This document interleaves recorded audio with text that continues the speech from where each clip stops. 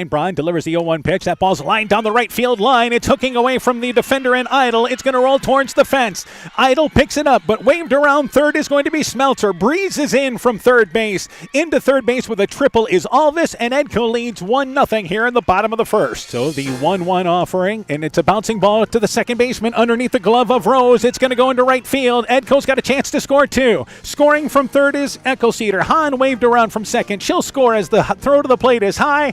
Helmerich's into second base with a base hit and 2 RBIs. Advances to the throw to the plate, and it's suddenly 4-0 Vikings in the lead. And Eckelceder, the 2-2 offering, and Tulane takes a called strike on the outside. Strikeout number 9 recorded by Eckelceder, and it's out number 1 here in the 7th. 1-1 pitch, bouncing ball. Third baseman can't get to it. Alvis does the shortstop to her right. Strong throw across the diamond, and Steinbron retired there for the third out of the inning, and there's your ball game. For Ed-Co, they took advantage of some errors and some walks in the third inning to grab control, and Ed-Co moves into round number 2. They defeat West Central tonight by a final score of 9-1.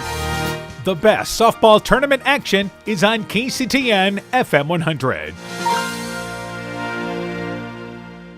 It's a Class 1A regional softball semifinal tonight on KCTN. In our featured matchup, Don Bosco takes on Ed-Co. Don Bosco advanced with a thrilling win over East Buchanan. They dropped a game to Ed-Co earlier. They're looking forward for this rematch. For the Vikings, solid in their round number 1 win against West Central, but they feel their best ball is still in front of them. They look to show it tonight. The winner advances to the regional final on Monday. Don Bosco and Ed-Co. Tonight's On Deck show coming up next. Mom, yeah, put that on my to-do list. There is more and more on my to-do list every day. I can hardly keep up, and I have to make sure everyone is paid. But who has time for the bills? You know who can help with that? Who? Elkader Tax and Bookkeeping. They not only do taxes, but specialize in bookkeeping services as well. Has your to-do list gotten too long? Want help? Give Elkader Tax and Bookkeeping a call at 563-245-2154. Epic Wear. Get personalized clothing for your school, your team, family, friends, business, or any event. Epic Wear has a huge range of customizable apparel, trophies, and awards, and they offer free design help or design your own apparel at getepicwear.com. And you can even set up a free web store for your fundraiser. Make sure to check out the selection of Bulldog Spirit Wear and Iowa-themed items at the Monona location. Epic Wear, located in downtown Monona and Waukon. Call 563-539-2300 to place your order today. While out and about, don't find yourself stuck at the side of the road. At Edgewood Auto and Tire, our trained technicians work on all autos, trucks, semis, and heavy duties. We offer premier alignment service and DOT inspections and carry all major lines of tires. Call or ask about our current tire rebates. If you're in a bind and need a tow, give Edgewood Auto and Tire a call at 563-928-7333. Available 24 hours a day, 7 days a week. We offer a mobile tire repair service to get you back up and going, either on your farm or on the road. Scooter's Coffee in Manchester offers a variety of coffees, smoothies, blenders, and breakfast food products served all day long. Scooter's Coffee offers fast and friendly service, too. In a hurry? Use the Scooter's Coffee app to order, pay, and earn rewards. Simply stop at the drive-thru window and pick up your order.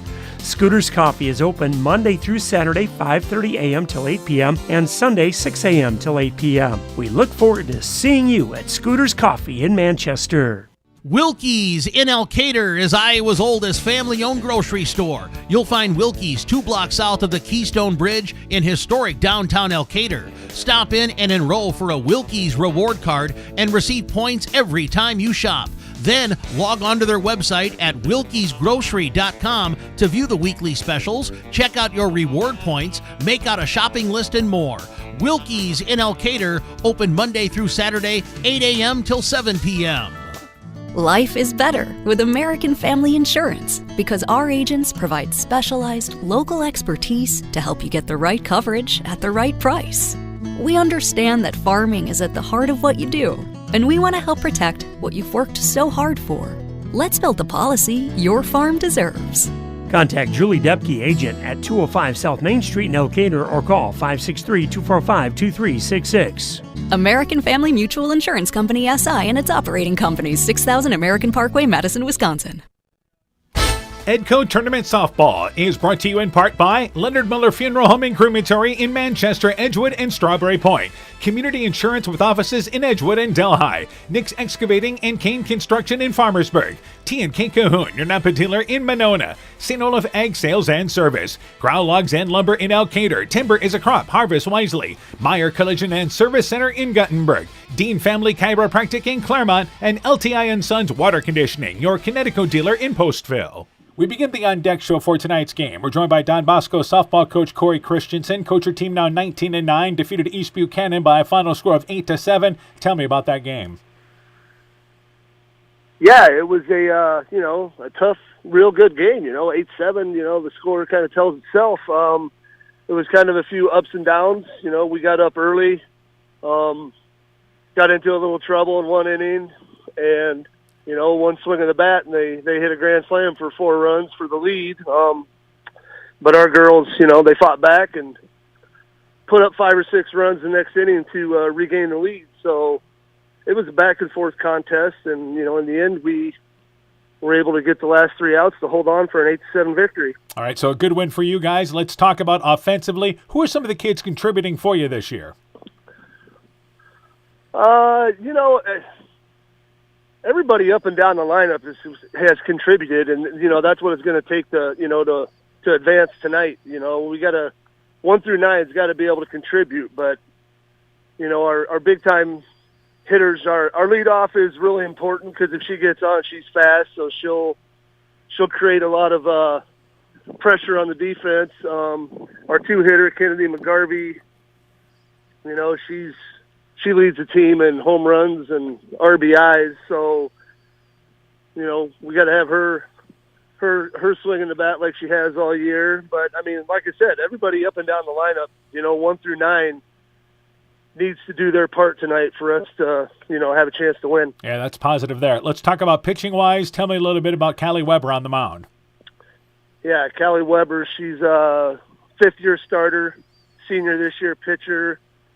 She's had the majority, if not all the innings this year. I know there's a few girls that have got an inning here or there, but for the most part,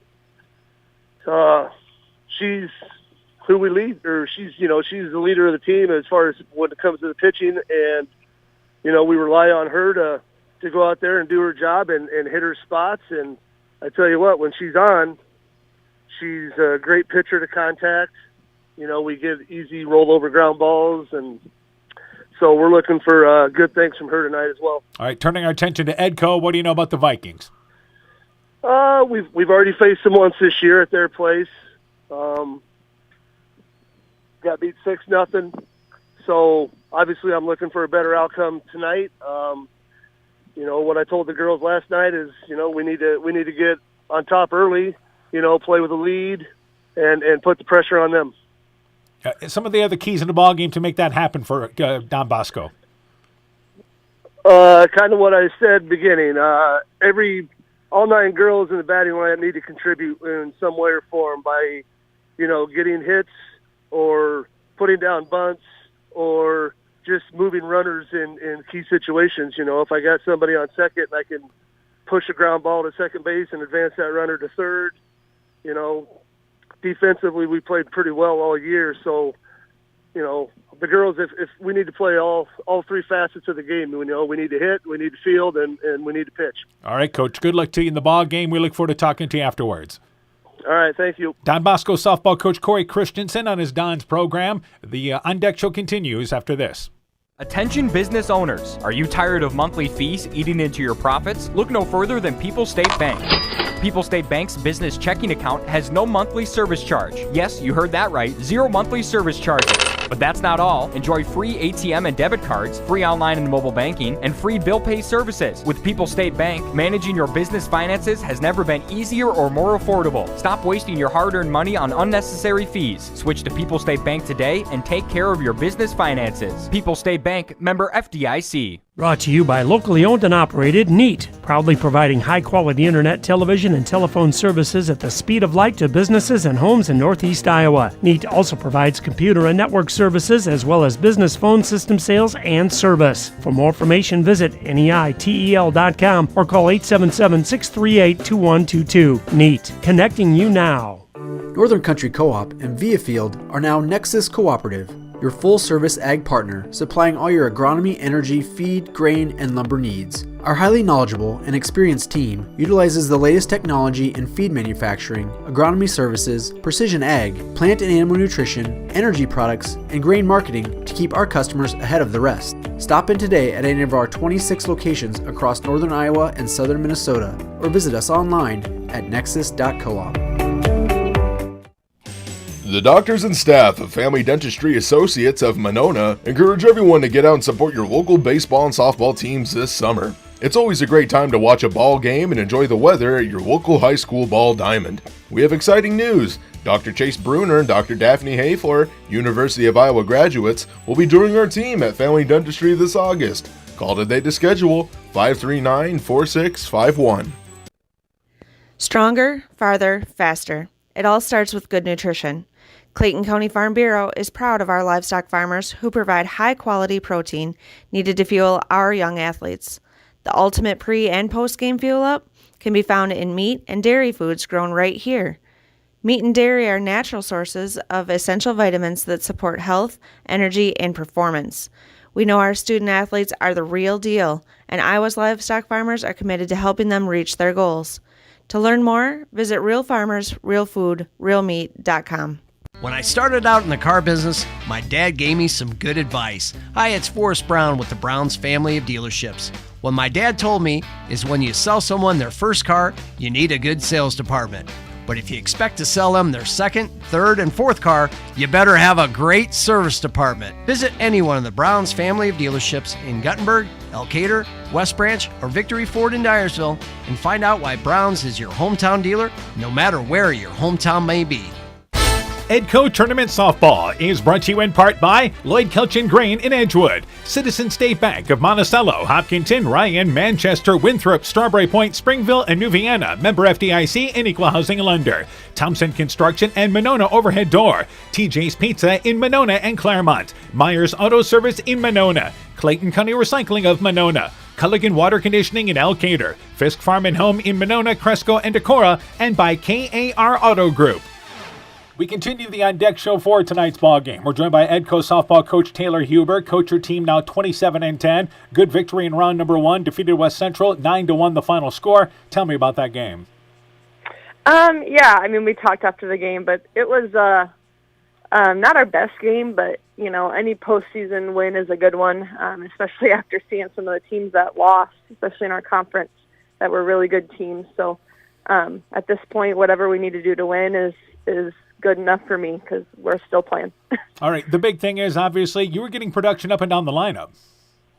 Yeah, yep. Our couple at the bottom got on base a couple times, and then our top was consistent as they always are. We'll have Maren Gall back tonight. She was not there Wednesday. She was showing at the fair, so we'll have her back tonight, a senior that did well against Don Bosco last time, so that'll be hopefully help our bottom half too. Well, and the other thing is, you talk about some of your top hitters as far as how they've been contributing, the top of the lineup. Yeah, I mean, Rachel at the top has done really well. Kate Hahn, even if she doesn't always get, you know, she's still hitting like 350, but even if she doesn't always get a hit, she's so fast that she puts pressure on and gets on base a lot, makes things happen. And then our 3, 4, 5 hitters have really, I mean, between Audrey, Claire, and then McKenna Hofer has really come around the last 2-3 weeks, hitting the ball hard. Those girls have really, you know, gotten a lot of RBIs for us and hit those top couple girls in. All right, now, as far as pitching-wise, Rachel Eckelceder, certainly a solid effort, sharp in round number 1. Tell me a little bit about Rachel on the mound. Yeah, she was a little, you know, took her a little bit longer than usual to kind of find the zone. She started with the leadoff walk, which I don't think has happened in the last 2 years since I've been coaching. So I'm sure she'll be fine tonight. We'll look to go at their bottom of the order, especially make sure we don't give any of them free bases. And then the top of their order, we have to, you know, be a little picky with and mess around with a little bit, try to force them into some outs. Okay, now, Don Bosco, what do you know about them? Yeah, so their top 2 girls are really good. We kept the leadoff girl off base the last time we played them, which was huge. The Nissen girl, she's a freshman, little slapper, kind of hits, bunts, slaps, kind of does it all from the left side, and she's really fast. So if she does get on, I'm anticipating they're going to test Audrey's arm a little bit and probably go. And then the 2-hitter, the McGarvey girl, that's their best hitter. She's tough. She's got a lot of extra base hits. She got on base once against us and struck out one time. So we're going to be looking to get her into some weak contact and hope that our big field might help keep some balls in play and our outfielders can go run some stuff down. Yeah, some of the other keys in the ball game for your team then. Just looking at them too, we gotta take care of the bottom of the order. We can't, when those 2 top girls come up, we don't want runners on base. So we can't let their bottom of the order, whether it's a walk or a error, we can't let them get on base. If they do, they need to earn it. So we can hopefully have clear bases when we get to those top 2 girls. And then, their pitcher, we just have to stay within ourselves and, have our same approaches that we've had because she's just definitely hittable. So hopefully we can get enough runs up early that we can be a little bit more comfortable and free on defense. All right, Coach, good luck to you in the ball game. We look forward to talking to you afterwards. Yep, thanks. Ed-Co softball coach Taylor Huber on our Viking team. The On Deck Show continues after this. It's pretty unusual for a bank to be 100% employee-owned, and Freedom Bank wouldn't have it any other way. Employee-owned means we're not just your bank. We're your friends and neighbors. We value being active community partners, and we believe in donating generously to local causes. We empower success, not just for our customers, but for our communities as well. Visit Freedom Bank in Elkader, Monona, Postville, Waukon, or online at freedombnk.com. Member FDIC. The Woodland Eye Clinic in Elkader and West Union are proud sponsors of high school sports. We are committed to bringing our patients the highest level of total eye care with detailed one-on-one attention. Our offices offer the newest technology and equipment with a professional team of experienced staff that is committed to you. Call us today for your next total eye care appointment. The Woodland Eye Clinic in Elkader and West Union supports all of our local athletes taking the field or court this season. This is Chris Holbert, General Manager of Hall Robertson Incorporated in Postville. We would like to wish the area student athletes both a safe and successful sports season. We have been a community-based company since 1864, servicing and supporting the area ag industry with products necessary for daily success. We look forward to continuing to serve and support both the ag industry and high school athletes in our surrounding communities. Thank you and good luck from the families at Hall Robertson. Top Gun Customs knows that the insurance company wants you to do all the work for them. They want you to download the app, take the pictures, upload them, then they want you to accept the paltry check they think will repair your vehicle. No, no, no. Top Gun writes an accurate estimate, takes the photos, and explains the repair process to you. Let Bob and the guys take all the worries out of your repairs. Call Bob or Nancy at 563-964-9899 at Top Gun to schedule your repair today. We are happy to announce we are once again performing cataract surgery right here at home. This is Jessica Jones, surgery supervisor. We welcome Dr. Cancel from Gunderson, who performs this surgery monthly at our local surgery suite and holds consultations at Gunderson Eye Clinic, Waukon. Dr. Cancel is a wonderful addition to our surgery team, and we're so happy he's here. Call us today for more information. Exceptional caring people, Veterans Memorial. Inspiring changes to a happier, healthier you is what they do at Clayton Drug, now offering free delivery of prescriptions to the Monona area. To find out more, call 563-245-2530. Clayton Drug can help you transfer your prescriptions quickly and easily to their pharmacy. Clayton Drug is committed to helping you achieve the highest quality of life possible. Clayton Drug, connecting the communities of Elkader, Strawberry Point, and Sumner to serve all in between.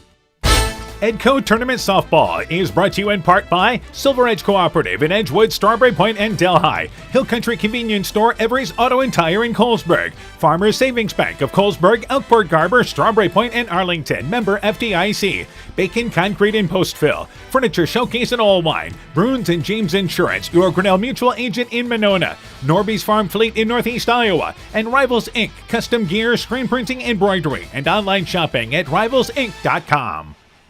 Good evening, everybody. How you doing? Dan Barons along with Coach Mike Sass. Welcome to Colesburg in a Class 1A regional semifinal tonight on KCTN. In our matchup, the Ed-Co Vikings hosting Don Bosco, the Dons from Don Bosco. Don Bosco comes in 19-9. Ed-Co is 27-10. I'm joined by Coach Mike Sass. Here we go. We're just a step away from a regional final as we narrow things down in Class 1A. Yeah, we're really getting into the thick of things now.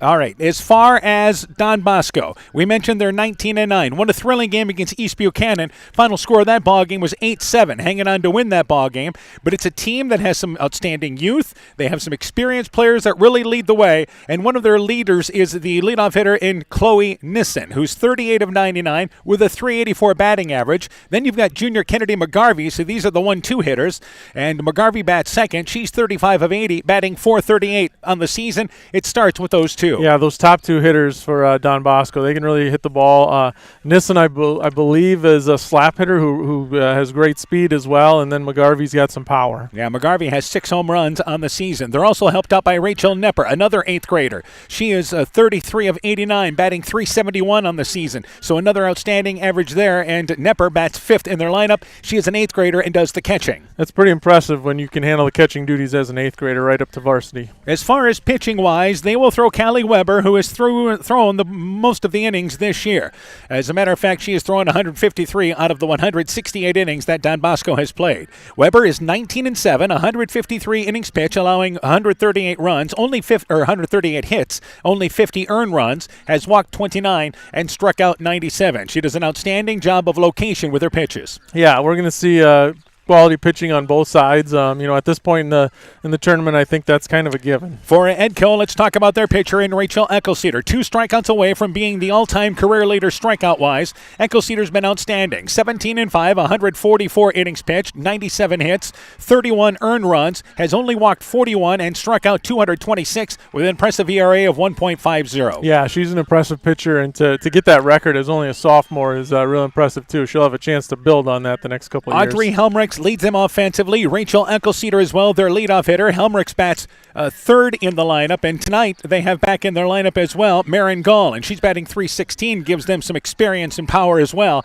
But this is an Ed-Co team that got production up and down the lineup the other night. Yeah, they can do it up and down. The top is probably a little bit stronger, but the bottom of the lineup is no slouch either. They can definitely produce. These teams played earlier this year. Ed-Co hosting Don Bosco. Ed-Co won that ball game by a final score of 6-0. In that ball game, they kept the top 2 hitters for Don Bosco in check. Yeah, and I think that's the key. If you can get Nissen and McGarvey out, the rest of the lineup gets a little bit easier. You can't totally relax, but those are their top 2 hitters for sure. All right, they've announced the starting lineups. We'll set that when we return, and the first pitch coming up. You're listening to Ed-Co Tournament Softball from KCTN Sports. Hi, this is Cody from Torkelson Motors in Elgin and Walk-On. At Torkelson Motors, we believe that student involvement in activities is a great way to help grow our communities, and we are proud to help sponsor this game for your enjoyment. We've been serving Northeast Iowa since 1926 and appreciate the business that our customers have given us and the support they provide to our area schools and communities. So the next time you are in need of a new or used vehicle or a repair, stop into Torkelson Motors, where we've been selling cars the old-fashioned way with a friendly smile and a handshake right here next door in Elgin and Walk-On. At Almaquee Clayton REC, we provide more than energy. We also provide ideas to help keep you safe, especially during planting season. If your equipment contacts a power line, back away. When you can't back away, call or radio for help. If you must jump clear of the equipment, do not touch the ground and the equipment at the same time. Report potential power line hazards today. At Almaquee Clayton REC, we care about keeping you safe. That's the power of human connections. Almaquee Clayton REC, your touchdown energy cooperative.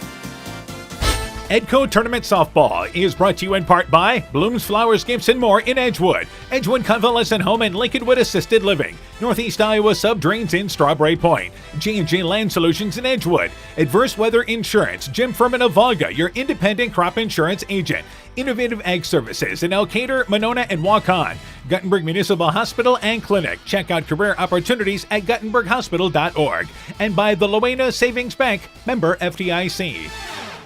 Don Bosco will lead things off in the top of the first inning. Let's set the lineup for the Dons. Chloe Neeson, the center fielder. Nissen, the leadoff hitter for Don Bosco. Kennedy McGarvey, the shortstop, bats second. Natalie Miller, the left fielder, bats third.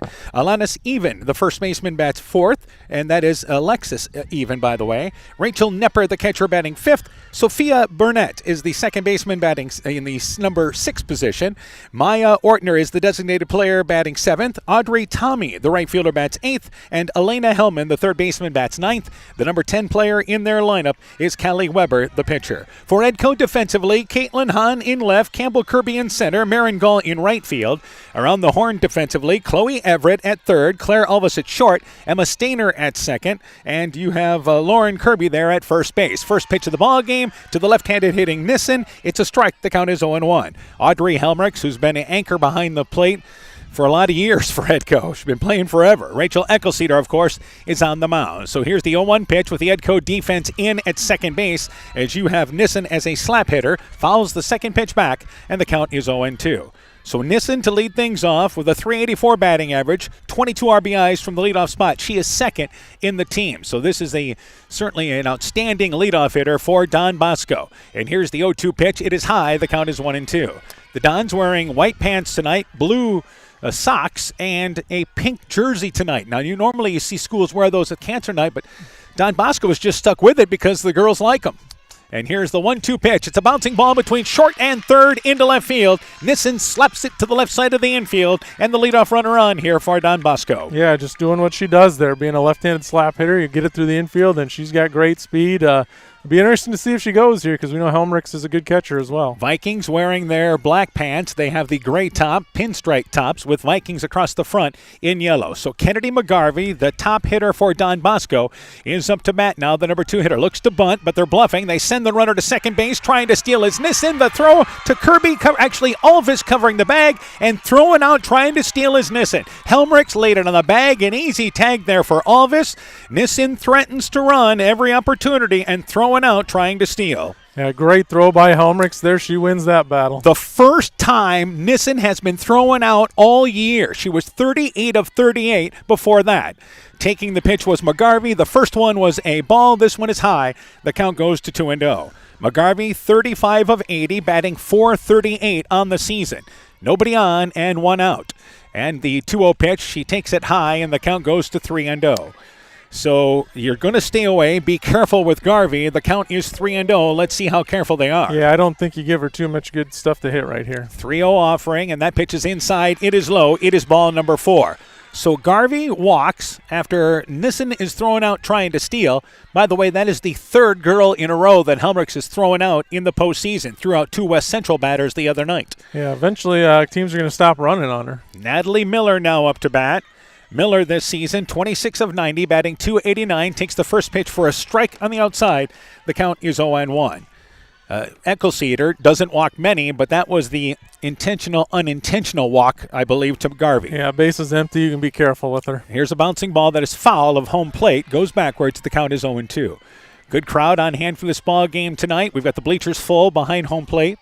Folks on the hillside here at Colesburg as well, down both left field, right field lines, about halfway down. We've got some folks hanging out in right center field with us, watching the game from the fence. Here's a bouncing ball, charging at the shortstop Alvis. Fields it, the throw to first, in plenty of time to Kirby. Miller bounces out to short, but advancing is McGarvey to second base and a runner in scoring position for Don Bosco. Yeah, just slow roller to shortstop there. Not able to turn 2, but get the out at first. Alexis Even now up to bat, the first baseman. She is 31 of 95, another good average for Don Bosco with a .326 average. So Don Bosco, good speed on the base paths. Echo Cedar delivers the first pitch. It's a rise ball that actually goes off the glove of Helmrichs. That'll go as a rare pass ball. She just didn't get to it, and that moves McGarvey over to third base. Yeah, you don't see that too often from the Echo Cedar Helmrichs combination there. May have been a mix-up on the signs there, perhaps. Could be, yeah. And you don't want it to happen again, though, because now you got a runner at third. And Even takes the first pitch for a ball. 1-0 offering, and Even swings through a pitch there, and that was at belt level. Misses on the inside corner. And the count goes to a ball and a strike, rather. We're here in the right center field alley behind the fence where we are traditionally in Colesburg, where we have been through the years. Great site and great location to do the game. 1-1 pitch, swinging through the inside pitch. Again, belt level, was Even, couldn't get to it, and it's a ball and 2 strikes. Yeah, she looks just a little bit behind the pitch. I think throw another fastball if you're Game time temperatures, 85. The wind is blowing out, but very light wind. Here's the 1-2 pitch, bouncing ball, reaching to the right is the second baseman Stainer, backhands it, recovers, throws to the first baseman Kirby, and Even bounces out to second on a nice play by Stainer. For Don Bosco, no runs, a hit, they leave 1. We've played 1/2 inning. Don Bosco, nothing. Ed-Co coming up to bat. Hi, this is Cody from Torkelson Motors in Elgin and Waukon. At Torkelson Motors, we believe that student involvement in activities is a great way to help grow our communities, and we are proud to help sponsor this game for your enjoyment. We've been serving Northeast Iowa since 1926 and appreciate the business that our customers have given us and the support they provide to our area schools and communities. So the next time you're in need of a new or used vehicle or a repair, stop into Torkelson Motors. We've been selling cars the old-fashioned way with a friendly smile and a handshake right here next door in Elgin and Waukon. Hey, sports fans, take a time out and call Garms Financial Services. Their team of agents can show you how to save money on all your insurance needs with Grinnell Mutual. Whether you need auto, home, farm, crop, or business insurance, Garms Financial Services has you covered. You'll also receive quality protection, expert advice, and local friendly service. Call Brian Bugenhagen, Cheryl Wagner, Emily Bazin, or Kayla Olson today for a free competitive quote. Garms Financial Services in Elkader, your trusted choice agency. We go to the bottom of the first inning. Let's set the lineup for the Vikings. Rachel Eckelceder, the pitcher, bats leadoff. Caitlin Hahn, the left fielder, bats second. Audrey Helmrichs, the catcher, bats third. Claire Alvis is the shortstop, batting fourth. McKenna Hofer, the designated player tonight, plays in the number 5 position.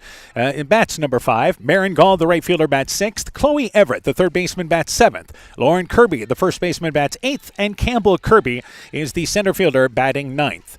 For Don Bosco defensively, Natalie Miller in left field, Chloe Nissen in center, Audrey Tommy in right field. Elena Hellman is at third, Kennedy McGarvey is at short, Sophie Barnett at second, Alexis Even the first baseman, Rachel Nepper is the catcher, and Callie Weber is on the mound. First pitch to Rachel Eckelceder, it's inside for a strike. The count is 0-1. Eckelceder, a sparkling average, 54 hits and 125 at-bats, batting .432 on the season. And 0-1, the offering from Weber. And it's an 0-1 pitch that is high and inside, and it goes to a ball and a strike. So a beautiful night for ball. Winner of this ball game heads to the regional final coming up on Monday night and waits the winner of North Lynn.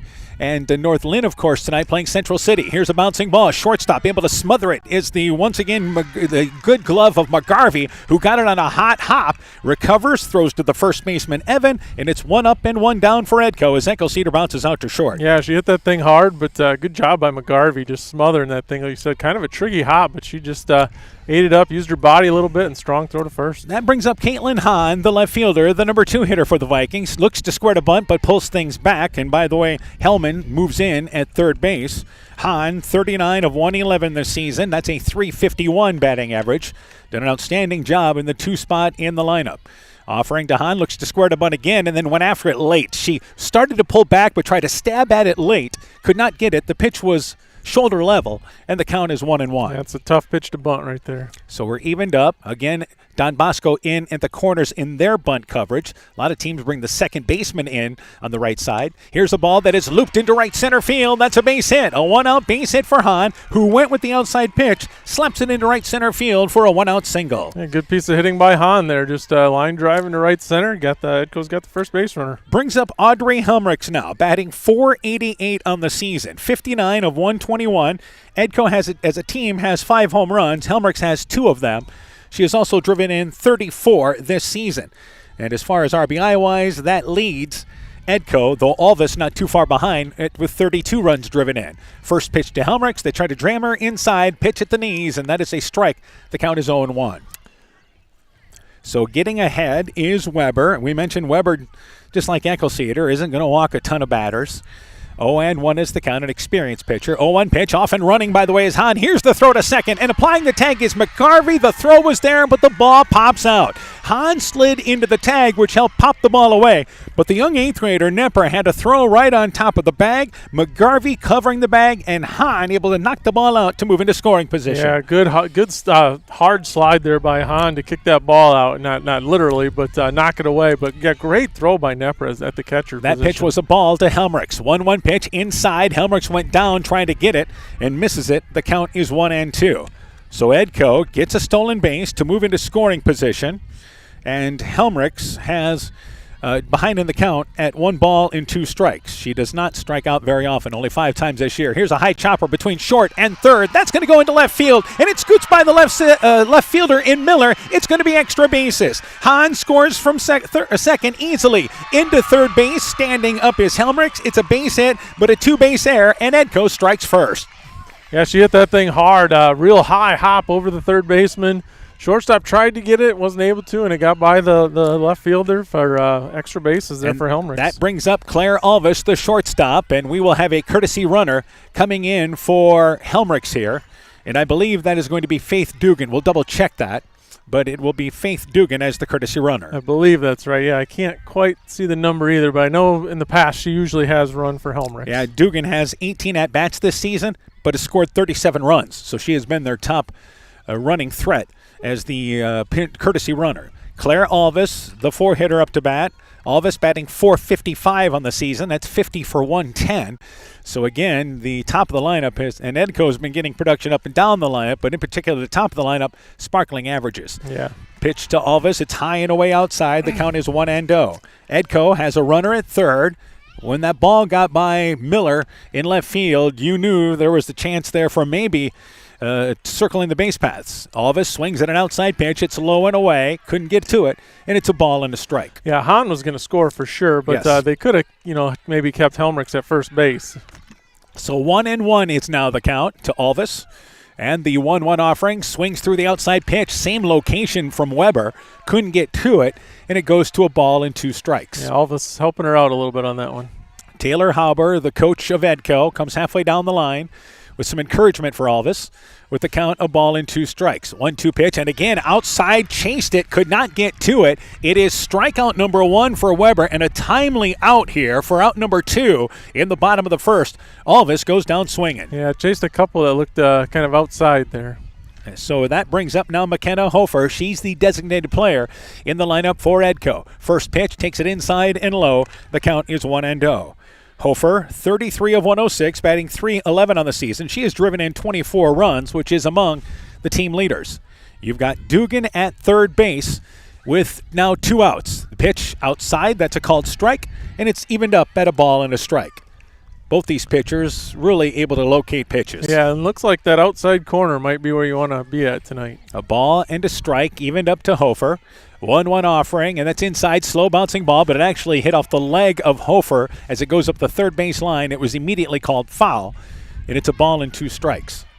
Sun begins to set here in Colesburg. The right fielder is in shade. The rest of the field is in sun, and we do not have the lights on yet, but that will change as the night gets going.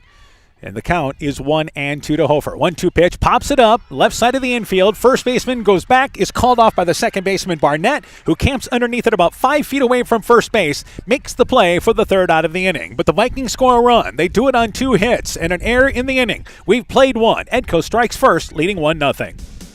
At Almaquee Clayton REC, we provide more than energy. We also provide ideas to help keep you safe, especially during planting season. If your equipment contacts a power line, back away. When you can't back away, call or radio for help. If you must jump clear of the equipment, do not touch the ground and the equipment at the same time. Report potential power line hazards today.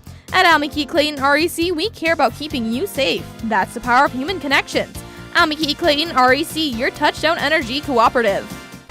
Ed-Co Tournament Softball is brought to you in part by Leonard Miller Funeral Home and Crematory in Manchester, Edgewood, and Strawberry Point. Community Insurance with offices in Edgewood and Delhi. Nick's Excavating and Kane Construction in Farmersburg. T&K Cahoon, your Napa dealer in Monona. St. Olaf Ag Sales and Service. Growl Logs and Lumber in Elkader. Timber is a crop. Harvest wisely. Meyer Collision and Service Center in Guttenberg.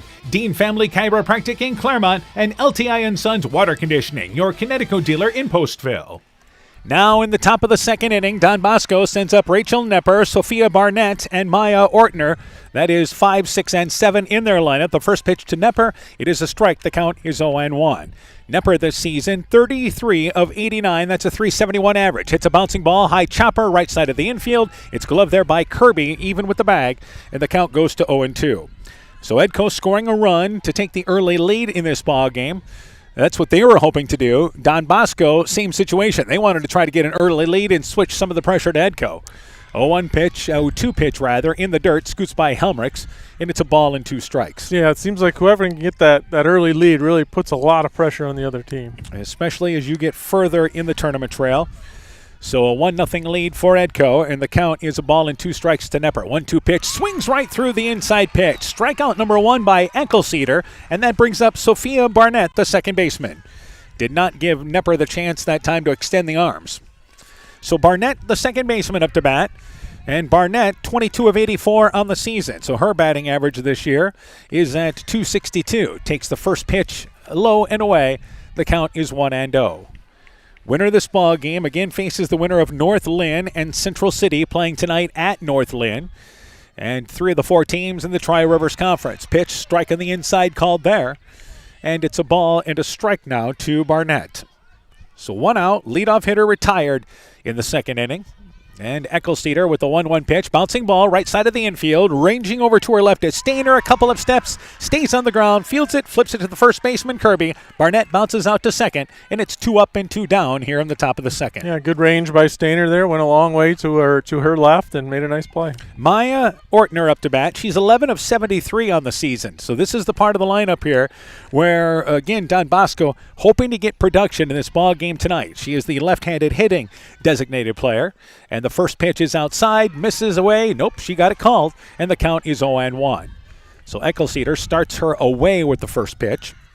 Audrey Tommy is waiting on deck, the number 8 hitter, but 2 quick outs here in the second. Eccleseder's pitch fouled out of play, and that will hit the roof of the concession stand, which is just over the backstop area, and it's 0-2 now the count. Eccleseder, with 1 more strikeout, would become the career strikeout leader in Ed-Co history. And just a sophomore. Keep that in mind. 0-2 pitch, bouncing ball, left side of the infield. It's gloved by Everett at third base. Moved a step to her left, a hard grounder, but fields it fine. Throw over to Kirby, and that does it for Don Bosco. They go down in order in the top of the second. An inning and a half complete. 1-0, Ed-Co in the lead. When making up a to-do list, don't forget to include servicing your car at Edie's AC Delco Service Center in Garnavillo. Your car should have the best care, and Edie's will make sure of it. Stop in or call 964-2186 to make an appointment.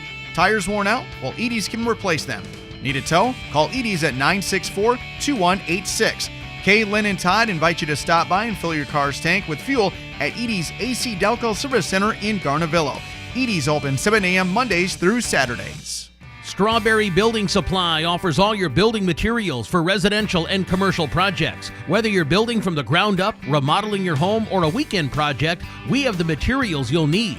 We are an authorized Milwaukee dealer for all your Milwaukee tools. Strawberry Building Supply also has everything you'll need for your pets and livestock. Stop into Strawberry Building Supply today at 413 West Mission Street, Strawberry Point, or call 563-933-4579. Bottom of inning number 2, 1-0 Ed-Co in the lead. Marin Gall, Chloe Everett, then Lauren Kirby. 5, 6, and 7 in the Viking lineup. To lead things off, correction, it's actually 6, 7, and 8 in their lineup to lead things off here in the bottom of the second inning. And a nice play at third for Ed-Co by Chloe Everett on a hard-hit ball to her left. Yeah, that thing was smoked, and she got it on the short hop and made a nice throw. And again, it will be Marin Gall to lead things off here. And we are moving along quickly. Our umpires are keeping us moving tonight. We got about a minute in between innings, which is what it's supposed to be. Marin Gall, 30 of 95, batting .316 on the season, has driven in 22 runs as the number 6 hitter. Takes a pitch inside, and the count goes to 1-0. Gall missed Wednesday's ball game, showing at the Delaware County Fair. Yeah, well, that's important too. Yep, absolutely. And 1-0 is the count. Weber, in her second inning of work, delivers the 1-0 pitch to Gall, takes it inside once again, and this time catches the corner, and the count goes to a ball and a strike. So evened up in the early stages of our ball game tonight here at Colesburg. And here is now the 1-1 offering to Gall. Gall, hard bouncing ball. That's going to go into center field and a base hit. Second baseman Barnett tried to race it down to her right, but it was out of her reach. And that is the third single for Ed-Co. Leadoff runner on here in the bottom of the second. Yeah, good piece of hitting by Gall there, just taking it right back up the middle. Chloe Everett, the third baseman, now up to bat. Everett this season is 32 of 103, has a .311 batting average. Gall, more of a base-to-base runner for Ed-Co, but the leadoff runner on here in the second inning. Let's see if they decide to move the runner over early to build out a 1-0 lead. Pitches upstairs and away, and the count goes to 1-0. Everett showing no signs of bunting. And Don Bosco is a step in at third and a step in at first. So they're playing it really close to the bag. And 1-0 after the ball missed on that pitch. 1-0 offering, and that's swinging through it is Everett, and the count goes to a ball and a strike.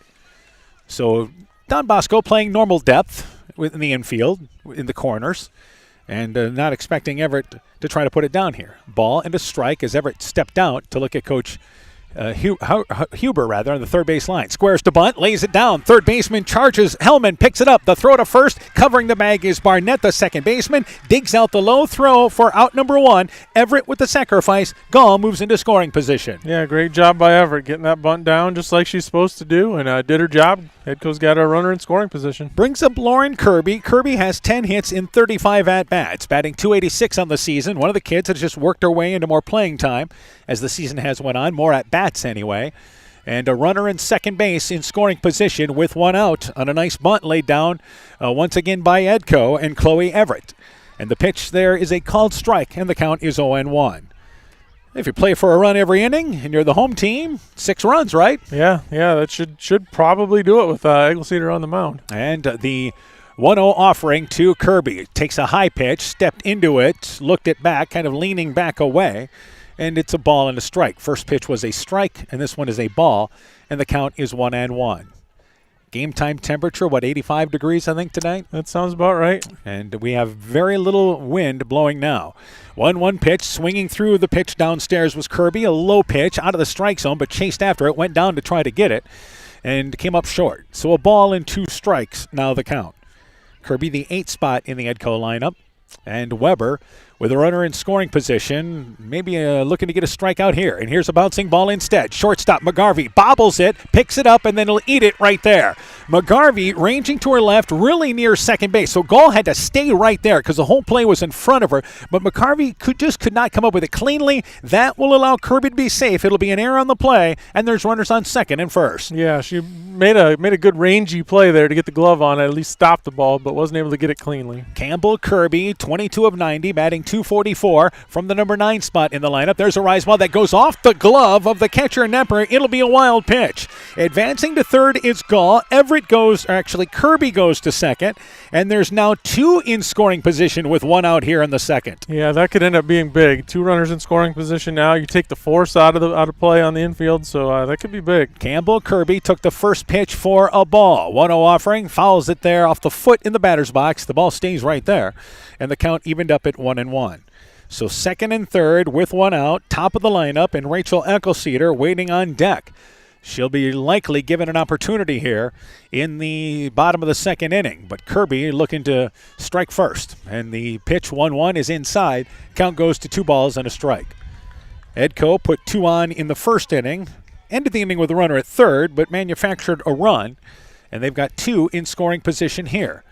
Weber works with the count at 2 balls and a strike. 2-1 pitch, and that ball is lined into center field. It's actually knocked down by Garvey behind second base, but Ed-Co's going to score 2 anyway.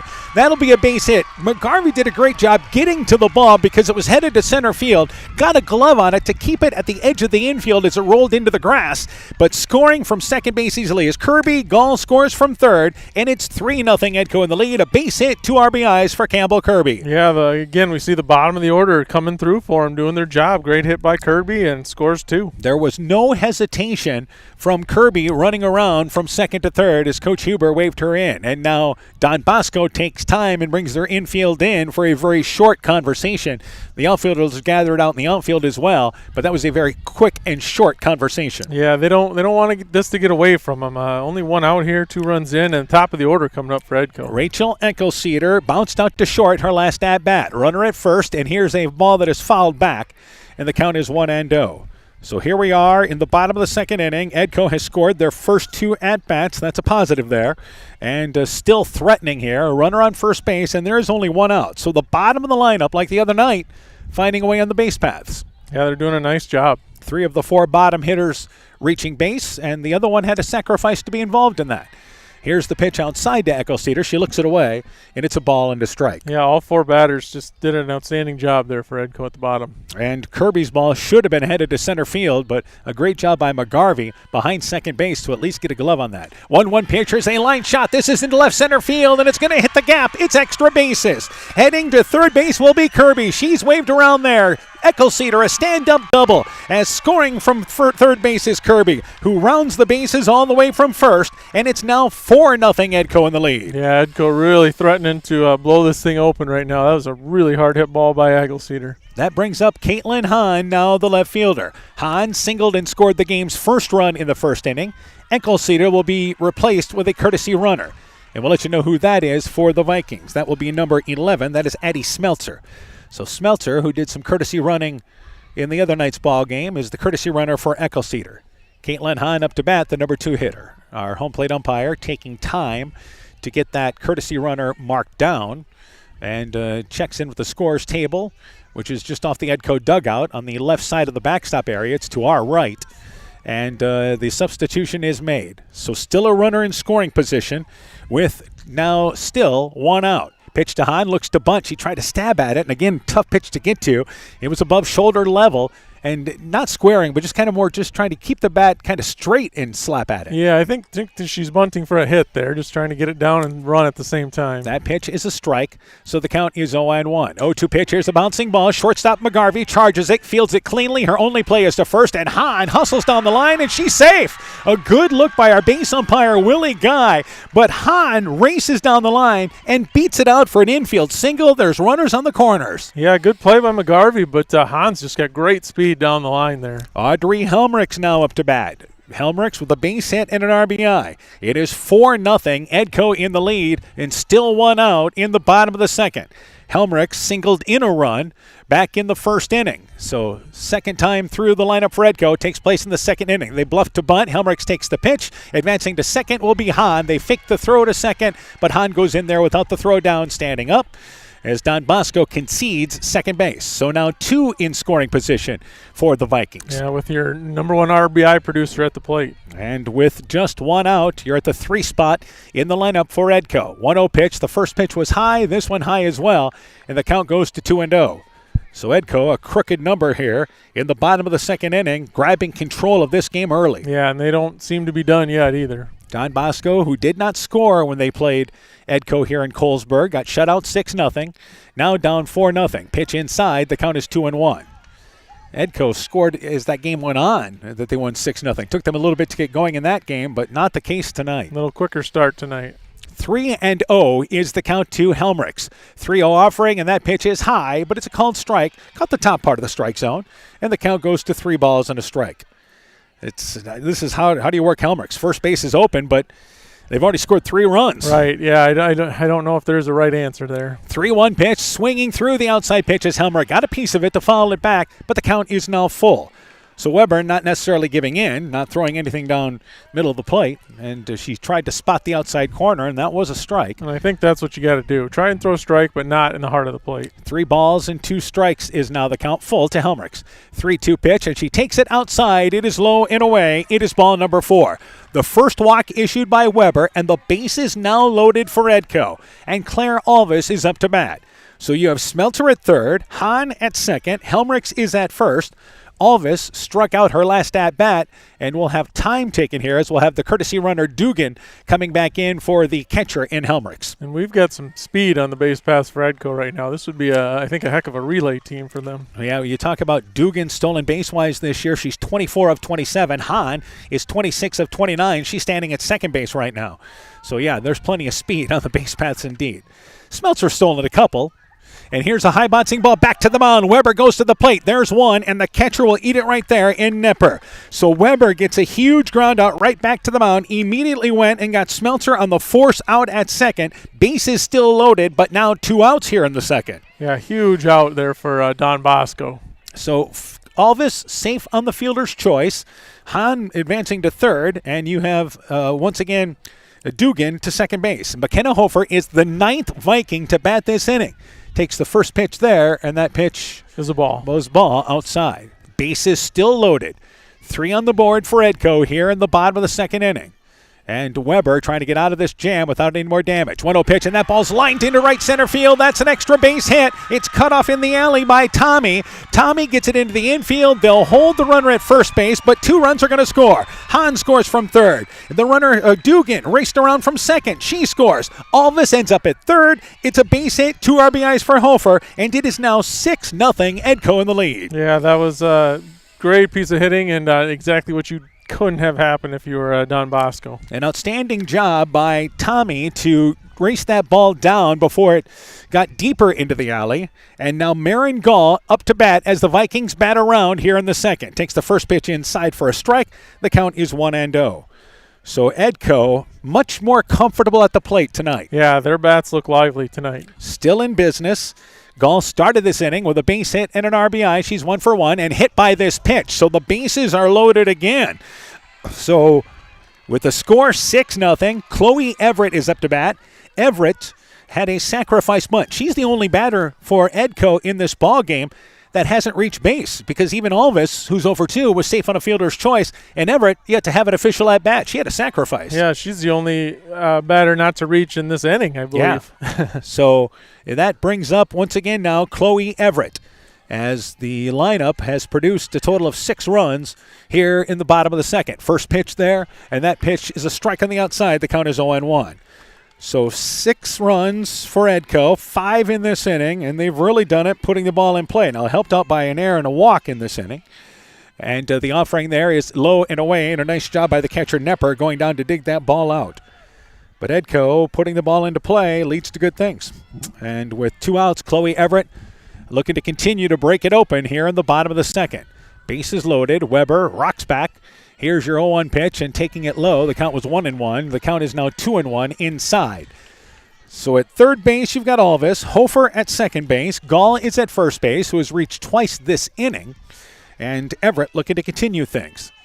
And here is the offering from Weber. And the 2-1 pitch that is high and away, but called for a strike. Just did catch that top corner on the outside.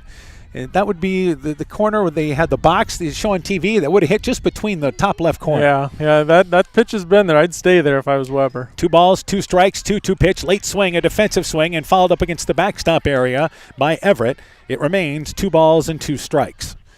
So that time brought the ball more towards the inner part of the plate and evened up at 2 balls and 2 strikes. The Vikings here with Everett, the number 7 spot in the lineup. 2-2 pitch, swings through the outside pitch, couldn't get to it. Strikeout number 2 recorded for Weber, but that does it for the Vikings in the bottom of the second. However, they pick up 5 runs on 5 hits, helped out by an error. They leave the bases loaded, but it is 6-0. Ed-Co now in the lead. Alpine Communications believes connected communities become thriving communities. We are the local telephone company that became a 21st century communications provider. Alpine provides internet, television, cellular security, and telephone too. We promise personal, timely, reliable service from people who live here. When you choose us, we all thrive. Connect with Alpine Communications today. Click alpinecom.net or call 563-245-4000. Ed-Co Tournament Softball is brought to you in part by Lloyd Kelchin Grain in Edgewood, Citizen State Bank of Monticello, Hopkinton, Ryan, Manchester, Winthrop, Strawberry Point, Springville, and New Vienna, member FDIC and equal housing lender, Thompson Construction and Monona Overhead Door, TJ's Pizza in Monona and Claremont, Myers Auto Service in Monona, Clayton County Recycling of Monona, Culligan Water Conditioning in Elkader, Fisk Farm and Home in Monona, Cresco, and Decorah, and by KAR Auto Group. Ed-Co in the lead, 6-0. They'll send up Audrey Tommy, Elena Hellman, then the top of the lineup with Chloe Nissen. First pitch is a rise ball away to Tommy, and the count is 1-0. Tommy has 7 base hits on this season, the number 9 hitter, and this is a young freshman that plays third base for them. Took the first pitch away, the count is 1-0. So the 1-0 offering from Ecclescedar, now given a 6-0 lead. Swinging through the pitch there is Tommy, and the count now goes to 1-1. Ed-Co's plan in this game was to just attack the bottom of the lineup. Nothing but hard stuff. And here's another rise ball. Swinging through it there is Tommy, and the count goes to 1-2. And I think that's what you're going to see here. You up against Tommy and probably the next batter, Hellman, as well. And again, you've got Ecclescedar with a 6-run lead, which that's a tough one to overcome. There's a pitch that just misses inside on the 1-2 pitch. Helmrich's held it there for that extra split second, but it's inside, and the count is 2-2. Now you're Don Bosco, which figured their best shot was to win a low-scoring ball game, somehow going to have to generate some offense. And here's a swinging through pitch there from Ecclescedar. Tommy swings right through it, and there's the strikeout for Rachel Ecclescedar, the career leader strikeout-wise for Ed-Co as she picks up her second K of the ball game. Yeah, pretty impressive to do that as a sophomore. She's going to just add to that record the next couple of years as well. And that was a record set by a Lucan for Ed-Co. And Elena Hellman up to bat, the third baseman. And that would date back to the 2000s. You think of some of the pitchers that Ed-Co had, especially in that 2000s decade. Among them, Jill Slater helped lead them to state a few times. So Elena Hellman took the first pitch for a ball. This pitch is away. The count is 1-0. Nicole Lucan, by the way, it was the previous record holder for Ed-Co. That would be the mid-2000s through that period. And here's a rise ball that's inside. And that pitch... A ball. Yeah, outside. I believe it's 3-0. Yeah, so this is a rarity with one out, and this is the number 9 hitter. As we talked about for Ed-Co, you just attack here. 3-0 pitch, and she brings it right at the knees. And that one more the heart of the plate, but dare them to hit the speed of Ecclescedar. Yeah, I think that's what you got. You don't want to get too cute with the bottom of the order here. Ecclescedar, certainly a power pitcher. 3-1 pitch, fouled over the backstop area, and that pitch was at the knees, and Hellman now has worked it to a full count. Don Bosco, no runs, 1 hit. They've committed 2 errors. Ed-Co has 6 runs and 7 hits in this ball game, as they've gotten production, which has been the case for much of the season up and down the lineup. Here's a ball that is lined right to the shortstop Alvis. All she had to do is take a step to the right. And a soft liner hit there by Hellman, who lines out for the second out. Yep, just a nice soft line drive, easy play by the shortstop there. And that brings up now Chloe Nissen, the center fielder. Nissen singled to start this ball game, the left-handed hitting slap hitter, but ended up being thrown out trying to steal. Then McGarvey would reach on a walk, but Don Bosco came up empty. So Ed-Co in up the third baseline is Everett, as the first pitch is outside, and the count is 1-0 to Nissen. So 2 quick outs, and you like to get to the top of the lineup with nobody on. And this ball fouled up against the backstop, and it goes to a ball and a strike. Yeah, nobody on and 2 outs. That's the power in the lineup for Don Bosco. Again, they defeated East Buchanan 8-7. We knew they could not have that type of game tonight, a high-scoring game. Reaching out for it and tapping the ball to the left side of the infield is Ecclescedar. She'll pick it up outside of the circle, throws to first base, and they just get the speedy Nissen by a half a step at first base. So going down in his order is Don Bosco. We've played 2.5, and it's now 6-0. Ed-Co still in the lead. Hey, Justin Birdnow here from Birdnow Chevrolet in Monona. I want to take a moment to wish all the local athletes good luck during their game. You have worked incredibly hard, and it shows during each game. Myself and the entire Birdnow Chevrolet Monona team is wishing you all that you do your best and good luck. Ed-Co Tournament Softball. Ed-Co Tournament Softball is brought to you in part by Silver Edge Cooperative in Edgewood, Strawberry Point, and Delhi. Hill Country Convenience Store, Every's Auto and Tire in Colesburg. Farmers Savings Bank of Colesburg, Elkburg Garber, Strawberry Point, and Arlington. Member FDIC. Bacon Concrete in Postville. Furniture Showcase in Allwine. Bruins and James Insurance, your Grinnell Mutual agent in Monona. Norby's Farm Fleet in Northeast Iowa. And Rivals Inc. Custom gear, screen printing, embroidery, and online shopping at rivalsinc.com. Now in the bottom of the third inning, Ed-Co leading 6-0. They'll send up Lauren Kirby, Campbell Kirby, then the top of the lineup with Rachel Eckelceder. So 1 in the first inning, 5 in the second inning. Ed-Co has grabbed control here in this, once again, regional semifinal. Bottom of the third inning, North Lynn leads Central City 2-0 in that ball game. And a good start for North Lynn with the early lead there. Winner of that ball game, of course, plays the winner of our ball game Monday night. If North Lynn should win and Ed-Co win, then in all likelihood it would be at North Lynn, even though you'd like to see a neutral site game. Yeah, looking like a rematch of last year now. And that was a North Lynn team that's went to state, and obviously still North Lynn, not ranked as high as they have been in the past, but still a top 8 ranking for them. Ed-Co girls ranked at number 12. Kirby safe on an air and scored a run, takes the first pitch outside for a strike. The count is 0-1. So 8-9-1 here in the Vikings lineup with a 6-run lead. Makes things a lot easier for you, doesn't it? You can play a lot more free this way. And the pitch to checking her swing on the pitch in the inside for Kirby, and it evened up at a ball and a strike.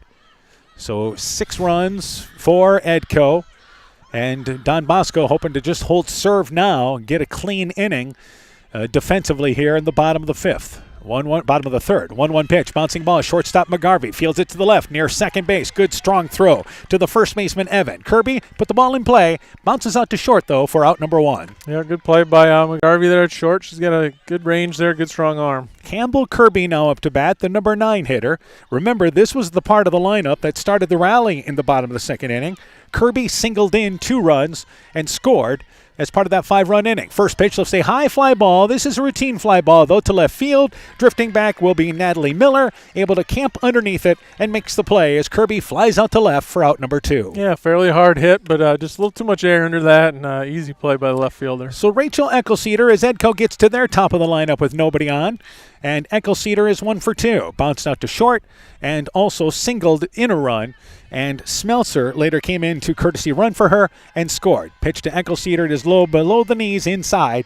Count goes to 1-0. This is the type of inning that Don Bosco could really use. Yeah, those first 2 hitters was exactly what Don Bosco needed. They got to get this third one now. So the count 1-0 to Eckelceder, top of the lineup for the Vikings.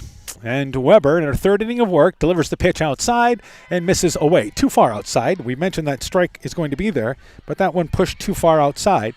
And the count goes to 2-0. As Ed-Co, with 2 outs, looks to get the top of the lineup going. 2-0 pitch inside, high pop-up, shallow right field. Coming in is Tommy, the right fielder. Takes about 5 steps in, camps underneath it, and catches it for the third out of the inning. For the first time, Vikings go down in order. We've played 3, 6-zip. Ed-Co in the lead. Mom, yeah, put that on my to-do list. There is more and more on my to-do list every day. I can hardly keep up, and I have to make sure everyone is paid. But who has time for the bills? You know who can help with that? Who? Elkader Tax and Bookkeeping. They not only do taxes, but specialize in bookkeeping services as well. Has your to-do list gotten too long? Want help? Give Elkader Tax and Bookkeeping a call at 563-245-2154. TNT Power Sports sells and services all makes and models of UTVs and ATVs. We have a nice selection of clean used units available along with new units. Contact Brian, Sawyer, or Tracy for your next UTV or ATV purchase. To keep your UTV or ATV in top-notch condition for work or play, schedule your service work with Brian or Nathan by calling 563-245-1100 or stop into TNT Power Sports north of Elkader on Highway 13 for all your sales or service work. Now in the top of the 4th inning, Ed-Co leads 6-0. Kennedy McGarvey, Natalie Miller, Alexis Even. That'll be 2, 3, and 4 in the Don Bosco lineup to lead things off here in the top of the 4th already. Pitch that is inside and low. The count is 1-0. McGarvey walked as, again, Ed-Co being very careful with her.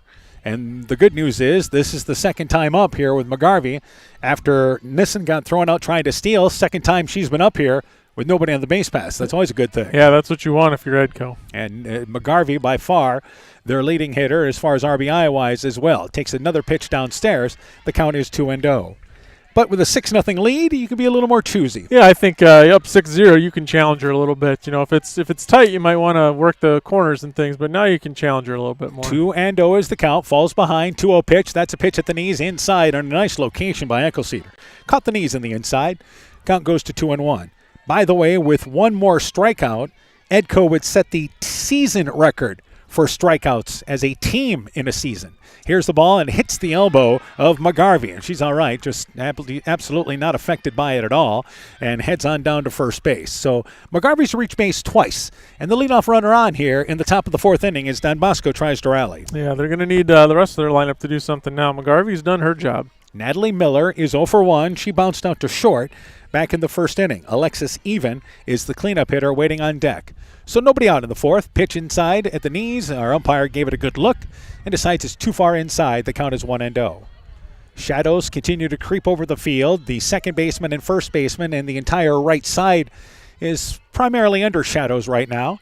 Here's a ball that's fouled against the backstop, and the count goes to a ball and a strike. But as we mentioned the other night during the softball game, shadow's not so much a factor in softball. Yeah, it's a little bit different than baseball. You got a bright yellow ball coming at you, a little easier to see. 1-1 is the count. 1-1 offering. Here's a bouncing ball. Shortstop Alvis flips it to the second baseman, overthrows the second baseman Stainer. McGarvey will get up and advance to third as Gall backs up the play, but there's runners on the corners and nobody out for Don Bosco. Alvis would have been better off flipping it, but tried to throw it overhand, and that's an error on the play. Yeah, she's kind of in that in-between range where you want it. I think she was thinking, double play, get it there quick, but it's a tough one to handle when you're that close. Alexis Evan is up to bat, so Don Bosco has their best threat in this ball game, trailing 6-0 with 2 on and nobody out. And Evan bounced out to second. She is 0 for 1. Pitch there, inside, catches the corner, and the count is 0-1. Normally, I think you'd see Don Bosco trying to seal second here. But Helmrichs is already throwing out a runner, and you can't afford any free outs on the base paths. Yeah, and Ed-Co might trade an out for a run if it came to it. I think they'd go after it. Here's a ball that's fouled out of play, so no sign at all of Miller moving off of first base. And Eckelceder continues to work with the count 0-2. So getting ahead on this hitter. And if you're Ed-Co, you will certainly exchange an out for a run here as we are in the top of the fourth inning. 1-1 pitch. That one misses away, and it goes to 2 balls and a strike. Yeah, Even just needs to put the ball in play here, and I think Don Bosco can get a run across. Yeah, I think Ed-Co, and you look at the way Ed-Co's playing defensively, everybody's behind the bag in their normal position at second and short. Here's a ball that is lined into left center field, though, and that ball is going to go to the fence on 2 hops. It's going to be extra bases for Even. McGarvey scores easily. They'll hold the runner Miller at third. Even with a double, and there's 2 in scoring position, and Don Bosco on the board at now 6-1. Yeah, Don Bosco, that was a great hit by Even. Crushed that thing to left center. They're in business now. They got a run. They got second and third with nobody out. Yeah, so this is nobody out, and Rachel Nepper now up to bat. So this is the 5 spot in the lineup. Nepper was a strikeout victim. So Don Bosco, second time through the lineup, putting the ball into play. And 1 on the board so far. Here's a pitch that's inside, too far inside to Nepper, and the count is 1-0. Rachel Nepper, an 8th grader, and batting 5th in the lineup. I'll let you know the type of season she has had in an RBI position for them. Missing on the first pitch was Eckelceder. 1-0 pitch, that one outside, catches the corner, and it's a ball and a strike. And has done a really nice job behind the plate as well, Nepper. So Eckelceder works with the count 1-1, right back on the mound. 1-1 offering, and this ball popped up. Helmrichs turns, goes to the backstop, but that will clear the backstop directly behind home plate and out of play. But it's a ball and 2 strikes now. And this is a case where Eckelceder could really help herself out by getting a strikeout here. Yep, and vice versa. If Nepper can just put it in play, I think they'd get another run in. And yeah, because Ed-Co, even with the bag now at third and first, so they're at normal position. And here's the 1-2 pitch, rise ball, and staying off of it is Nepper, and the count goes to 2 balls and 2 strikes. Yeah, tried to get her to chase something up in the zone, and good job by Nepper to hold off on that. Always a good thing to get ahead. You can kind of mess around and you get ahead on the count. 2 balls and 2 strikes. Eckelceder's 2-2 pitch. Swinging through that rise ball there is Nepper. Same location as the previous pitch. Strikeout number 3 by Eckelceder. And it's out number 1 here in the 4th. Yeah, big out for Ed-Co there. Eckelceder really helping herself out. Sophia Barnett is up to bat, the second baseman. She bounced out to the right side of the infield her last at-bat, 0 for 1. She does that here. That would drive in a run. Still 2 in scoring position. She checks on the inside pitch, misses high and inside. The count goes to 1-0. Our sun is tucked under the clouds now. That are very few clouds moving by. So we'll probably see the lights coming on shortly. Pitch inside once again, and the count goes to 2-0 to Barnett. 6-hitter in the lineup for Don Bosco. Miller at third. And again, even there is at second. And the count is 2-0. 2-0 offering. That one is inside and a called strike. And that was a nice call on the inside on a tough pitch to get to if you're the hitter, Barnett. Yeah, I think good job of laying off that one. So the count, once again, 2 balls and a strike. 2-1 pitch. That ball popped up. Helmrichs, the catcher, gets out of the stance, heads to the right side, but that will land on the on-deck circle area, out of her reach, well out of her reach, and it goes to 2 balls and a strike. 2 balls and 2 strikes, rather. The last pitch called a strike. This one fouled up the first base line, and it's now 2 balls and 2 strikes. So Eckelceder right back onto the mound. Count 2 balls and 2 strikes. Here's your offering. Change up on the inside, misses, and the count goes to full at 3 balls and 2 strikes. Yep, tried to get that one on the inside corner. I think she wanted that one, but must have just missed. Yeah, Eckelceder's had to work this inning a little bit more than what she has previous innings. 3-2 pitch, fouled back. Getting a piece of it is Burnett, too close to take, and the count goes to full. So 3 balls and 2 strikes. Full count once again. With 1 out here in the top of the 4th inning. Vikings leading now 6-1 here in the 4th. 3 balls and 2 strikes. Full count offering, and it's a rise ball that's inside and stays too far inside. It is the second walk issued by Eckelceder, and Barnett wins the battle on the full count pitch. Fouled the previous one off, takes that one outside, and time taken here by Coach Huber for, once again, Ed-Co to talk things over. Bases loaded with 1 out now, and Maya Ortner, the designated player, the number 7 spot in the lineup, up to bat for Don Bosco. This is a golden opportunity to get right back into this game for the Dons. Yeah, they can get it right here. Ortner in a big spot here, a base hit, which probably score 2, make it a new game. So Ortner bounced out to third, her previous at-bat.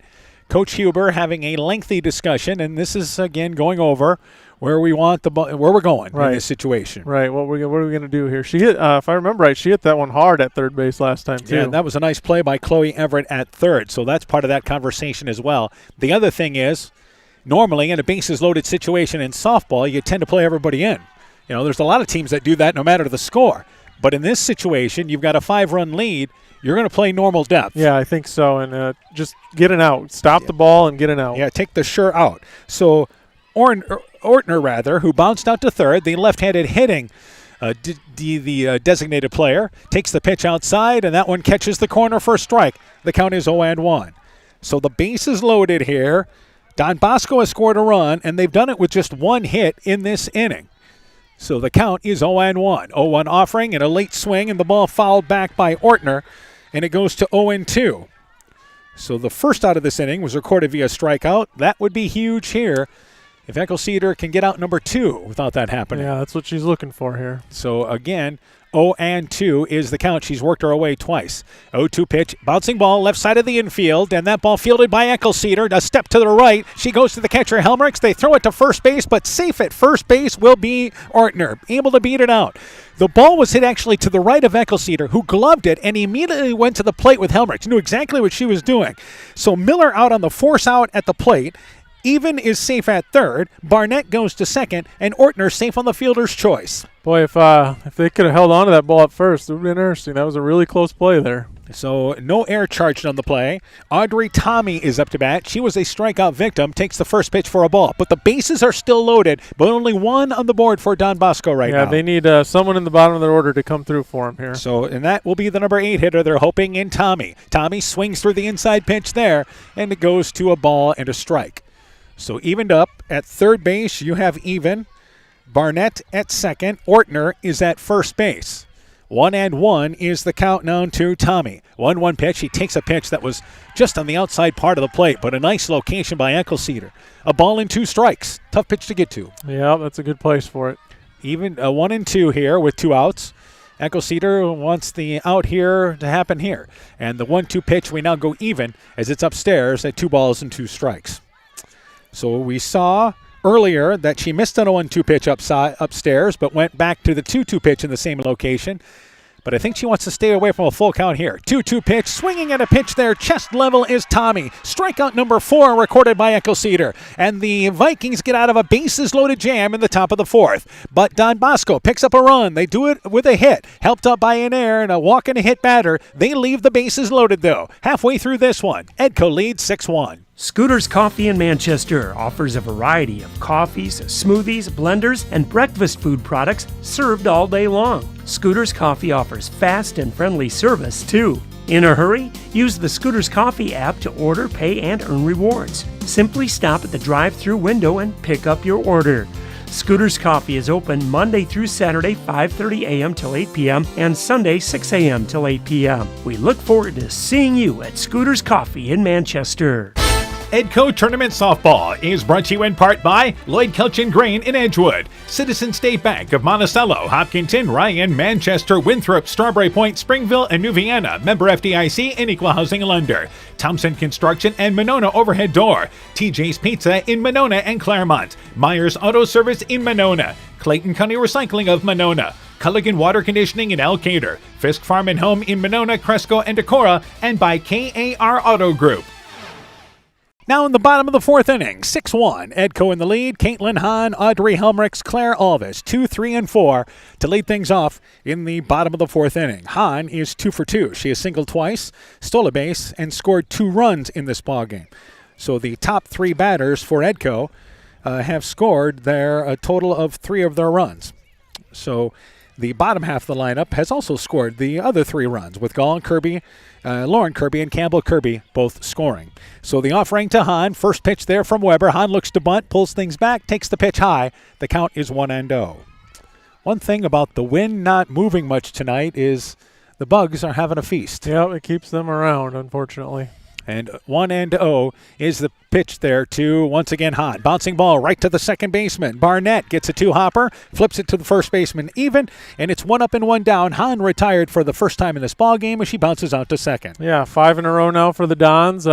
Maybe settling in a little bit here defensively. Audrey Helmrichs now up to bat. Helmrichs has reached base twice with a base hit and an RBI, and also walked back in the second inning, but the courtesy runner in Dugan would later score, or actually would later in the game. And she lines this ball in a snow cone catch by the pitcher Weber. That ball rocketed, and Weber, in almost a defensive stab, makes the play to rob Helmrichs. Yeah, she was just trying to save her own life, I think, on that play, and she did. She made a heck of a stab there, but wow, as soon as that was off her bat, it was on top of Weber there at the pitcher. Claire Alvis is up to bat, but 2 outs. And that brings up, again, the cleanup hitter for Ed-Co. Alvis, a strikeout victim, and safe on a fielder's choice. Takes the pitch outside, and the count goes to 0-1. So they've worked Alvis really away both times she's been up. Yeah, every time. They must have have a good scouting report on her. And getting ahead is Weber.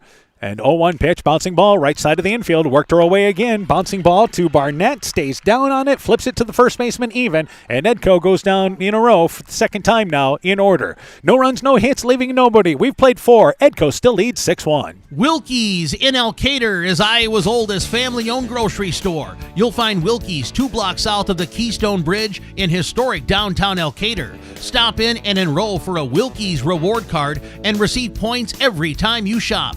Then log on to their website at wilkiesgrocery.com to view the weekly specials, check out your reward points, make out a shopping list, and more. Wilkie's in Elkader, open Monday through Saturday, 8 a.m. till 7 p.m. Life is better with American Family Insurance because our agents provide specialized local expertise to help you get the right coverage at the right price. We understand that farming is at the heart of what you do, and we want to help protect what you've worked so hard for. Let's build the policy your farm deserves. Contact Julie Depke, agent, at 205 South Main Street in Elkader or call 563-245-2366. American Family Mutual Insurance Company SI and its operating companies, 6000 American Parkway, Madison, Wisconsin. Top of the fifth inning already. Elena Hellman, the number 9 hitter, Chloe Nissen, and Kennedy McGarvey, 9, 1, and 2 to lead things off in the top of the fifth inning. Don Bosco scoring a run in the fourth to get back within 6-1. First pitch was a strike, this one inside. The count goes to 1-1. So this is the number 9 hitter. Hellman lined out softly to shortstop. Her last at-bat, she is 0 for 1. And Don Bosco did leave the bases loaded in the fourth as they were turned away with the bases loaded in 1 out, and came up with no more runs after scoring early in that inning. Yeah, golden opportunity there, and just weren't able to capitalize. Swinging strike there to Hellman. Count is 1-2. 1-2 offering. That pitch just misses high and inside, and it's evened up at 2 balls and 2 strikes. Lights are on now here. We'll finish this one under the lights. Sun has peeked back out again, but now we've got the entire right side of the infield covered by shade. Eccleston throwing out of the shade, actually. And taking the pitch there and swinging through it is Hellman. Strikeout number 5. Couldn't get to it. And it's out number 1 here in the fifth.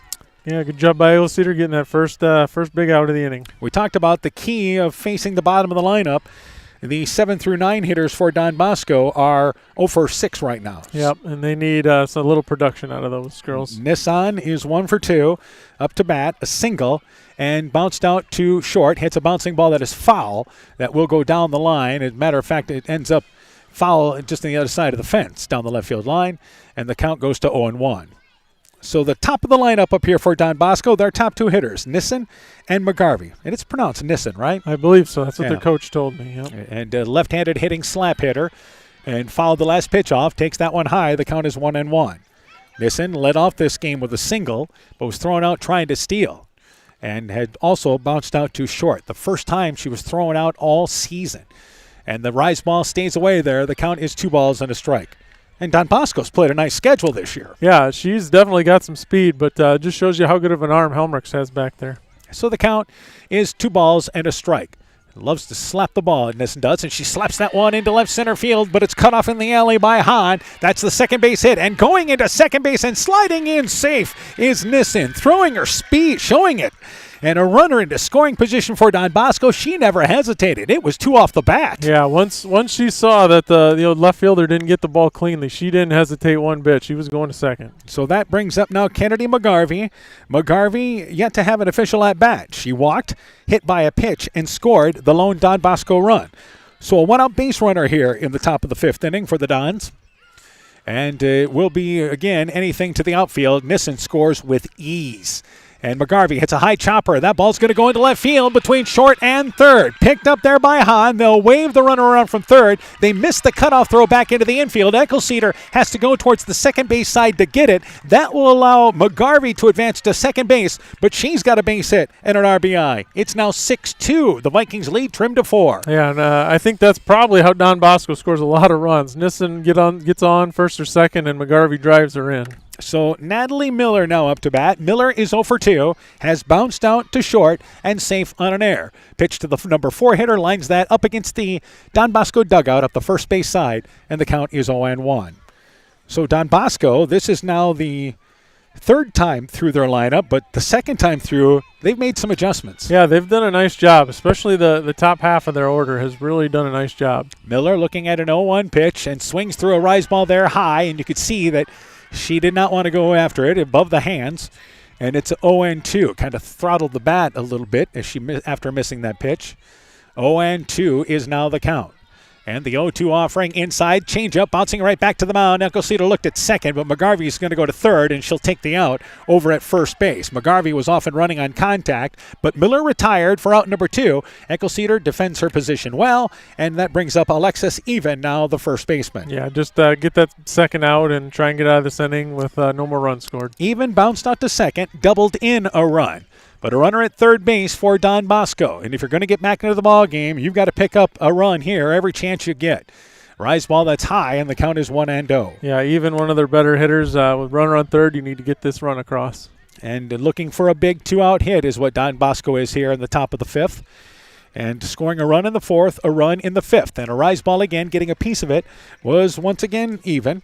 And it goes to a even count, 1-1. the number 4 hitter in the Don Bosco lineup.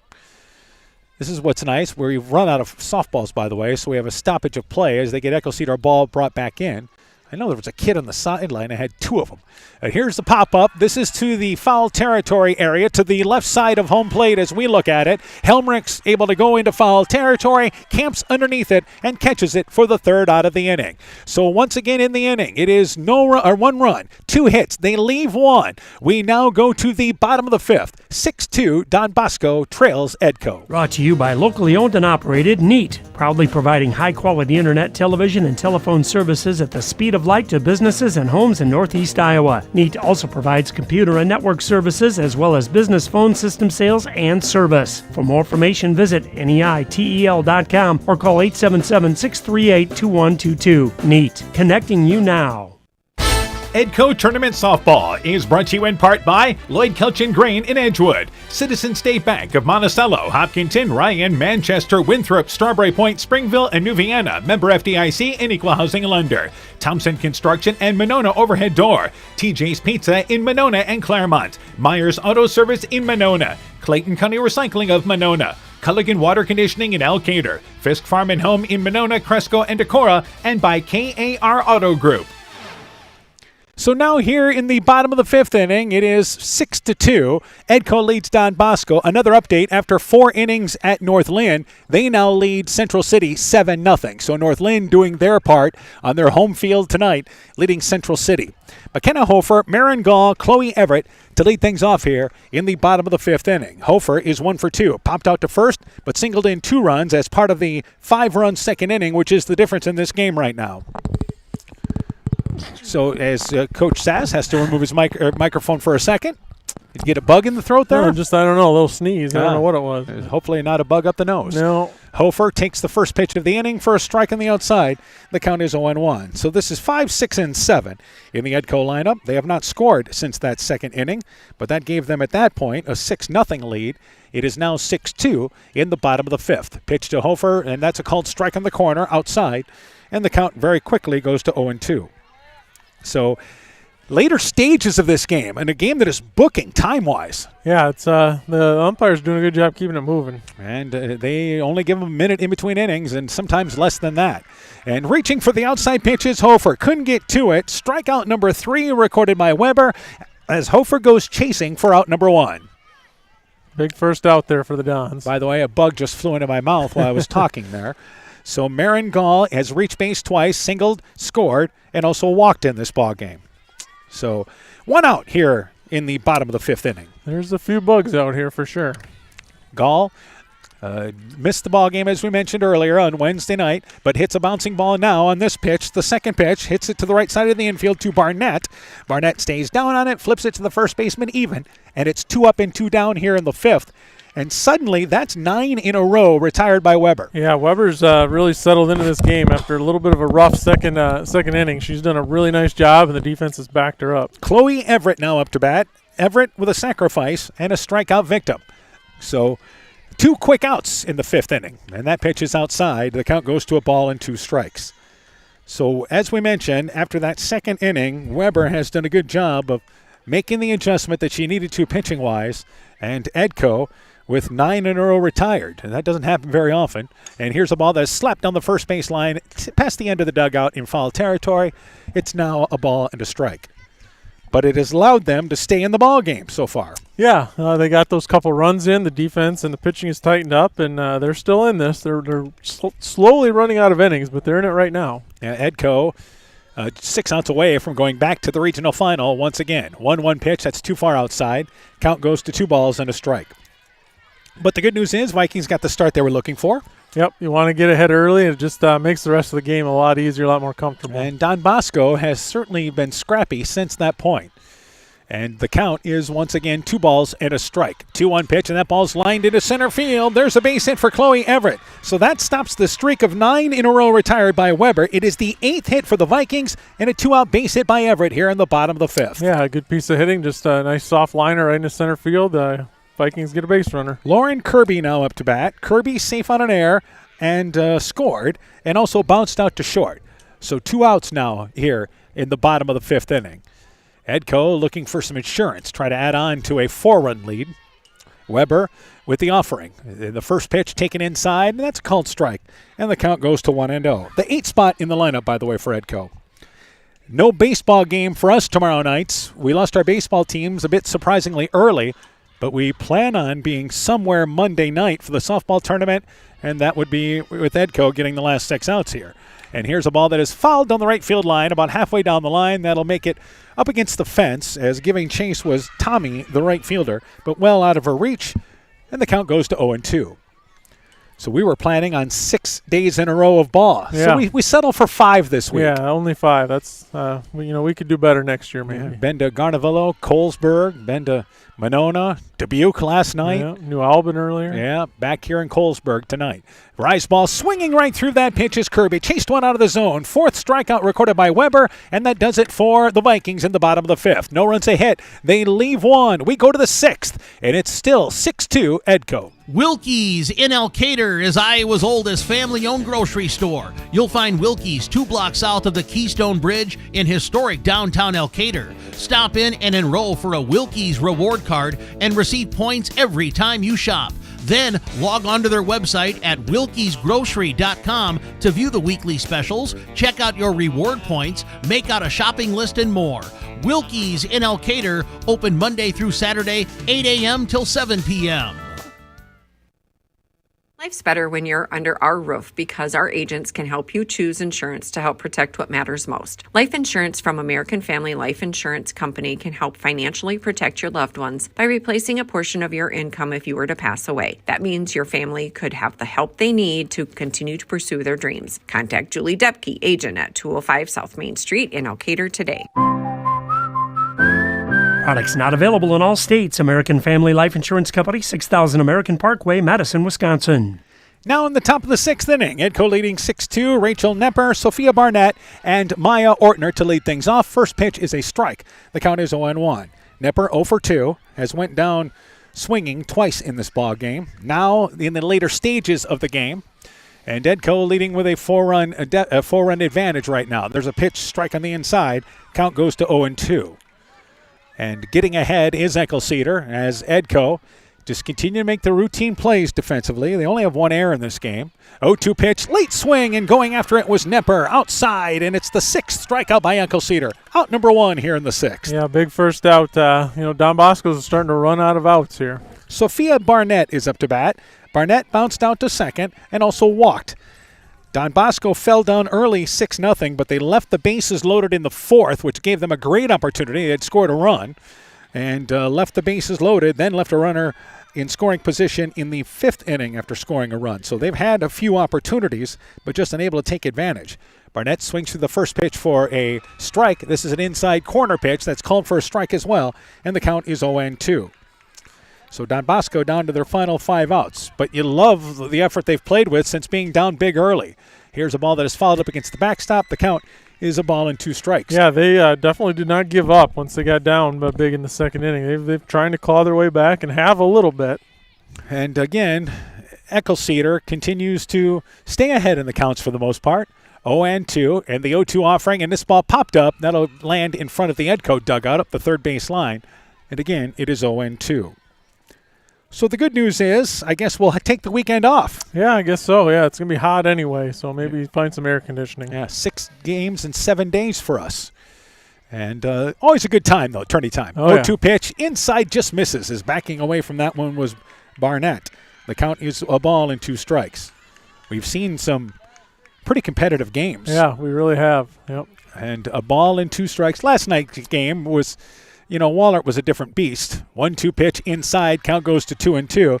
But North Fayette Valley did take them 5 innings this year. Yeah, it's just a really tough draw for the Tiger Hawks there. But they played hard. They came to battle. And the 3rd-ranked team in Class 3A is Wahlert. 1-2 pitch, bouncing ball, and that's going to scoot into center field, towards right center field, and a base hit for Barnett. That's the 5th single of the ball game for Don Bosco, their 5th hit, and a one-out base runner here in the 6th. Yeah, good job by Barnett getting the barrel of the bat on it and right through the middle of the infield. Maya Ortner, the designated player, is up to bat. Ortner is 0-2, bounced out to 3rd, and was safe on a fielder's choice. The left-handed hitting designated player for Don Bosco.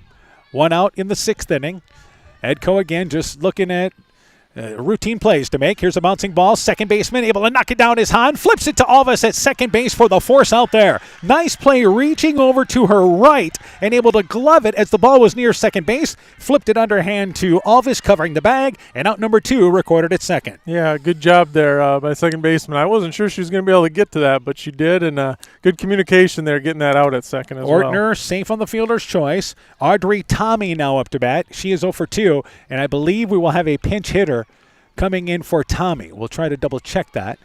And I believe it is number 14 that is coming up to bat, and that will be Samantha Schmitz. So Samantha Schmitz is up to bat right now as a pinch hitter with 2 outs in the 6th inning. And Schmitz was just basically grabbing the bat and now taking her practice swing. So she's buying a little time to get loosened up and get in there at the box. And the home plate umpire was over making the substitution official, and that helped her out. So she's quickly thrown into the ball game here and awaits the first pitch from Eckelceder. And the pitch is inside. It's a strike. The count is 0-1. This is the number 8 spot in the lineup, so Don Bosco has guaranteed getting back to the top of the lineup here, whether it be in the 6th inning, which Ed-Co's trying to stop, or to lead off the 7th. Late swing by Schmitz on the inside, and the count quickly 0-2, and Eckelceder not messing around here. Nope, going right after. Gets ahead with the count at 0-2. And Eckelceder now delivers the 0-2 pitch, and swinging right through it is Schmitz. Strikeout number 7 recorded by Eckelceder, and that does it for Don Bosco in the top of the 6th inning. No runs a hit. They leave 1. We've played 5.5, 6-2. Ed-Co in the lead. Looking for a hassle-free banking experience this summer? Look no further than People State Bank. With our mobile check deposit feature, you can bank on the go from anywhere under the sun. Deposit checks using the People State Bank app and your smartphone's camera. Simply endorse the check with your signature, the words "for mobile deposit only," and your account number. Deposit done in seconds, leaving you with more time to enjoy the sunshine. Experience the freedom of banking at your fingertips with People State Bank. Download our app today and make this summer one to remember. People State Bank, member FDIC. Ed-Co Tournament Softball is brought to you in part by Blooms Flowers, Gifts, and More in Edgewood, Edgewood Convalescent Home and Lincolnwood Assisted Living, Northeast Iowa Sub-Drains in Strawberry Point, J&J Land Solutions in Edgewood, Adverse Weather Insurance, Jim Furman of Volga, your independent crop insurance agent, Innovative Ag Services in Elkader, Monona, and Waukon, Guttenberg Municipal Hospital and Clinic. Check out career opportunities at guttenberghospital.org, and by the Loena Savings Bank, member FDIC.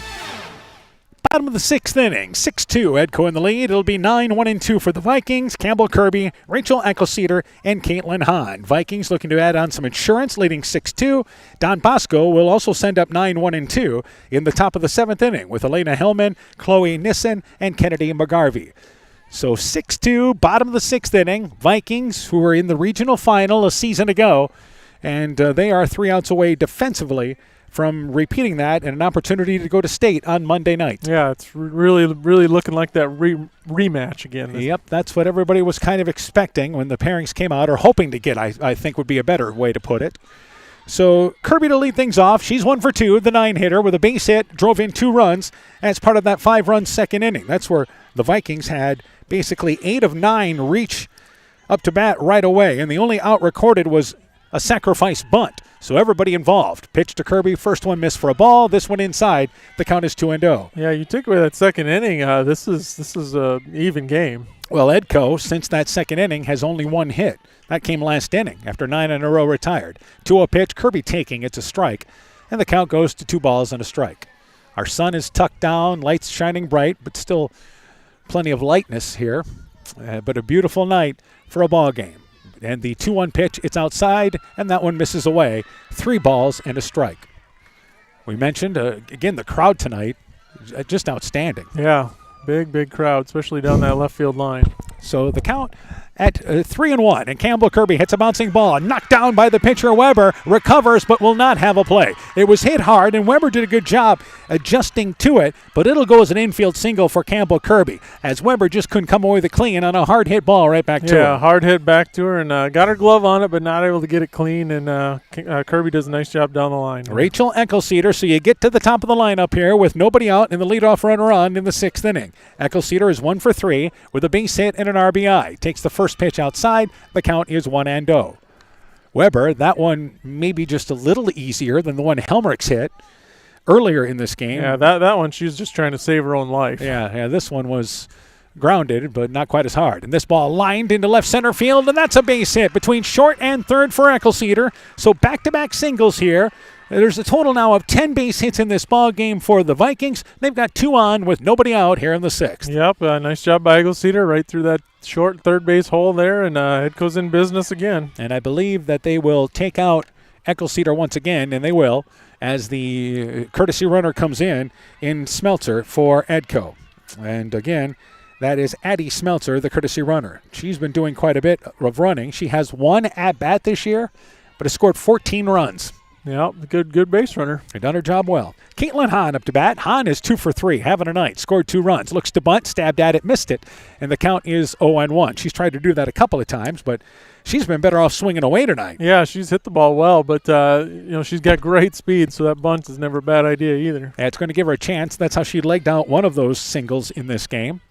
It was an infield single. Pitch there, looks to bunt again, but stabbed at it. It's outside, did not get to it. So twice she's tried to attempt to bunt, but come up empty. That's what the Vikings just playing for some insurance now. Yep, trying to get those runners in scoring position, but she'll be swinging away here, I'm sure. 0-2, has to protect.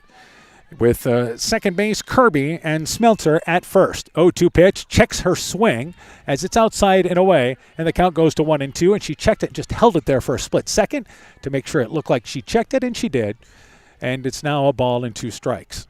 So Weber looks to deliver now the 1-2 pitch. 1-2 offering, late swing, slicing down the right field line, but foul. Stayed on the infield where it hit at the edge of the grass, right along the right field fence, the sideline fence, and it scooted down the line and quickly brought back in. 1-2 is now the count. So Hahn was a bit fooled on that pitch, and Weber now back in action with the 1-2 pitch. And Hahn lifts a fly ball slicing away down the right field line. The last one was in the grounded out towards the right side. This one is in the air and going to end up in a similar spot about halfway down the right field line, but well foul.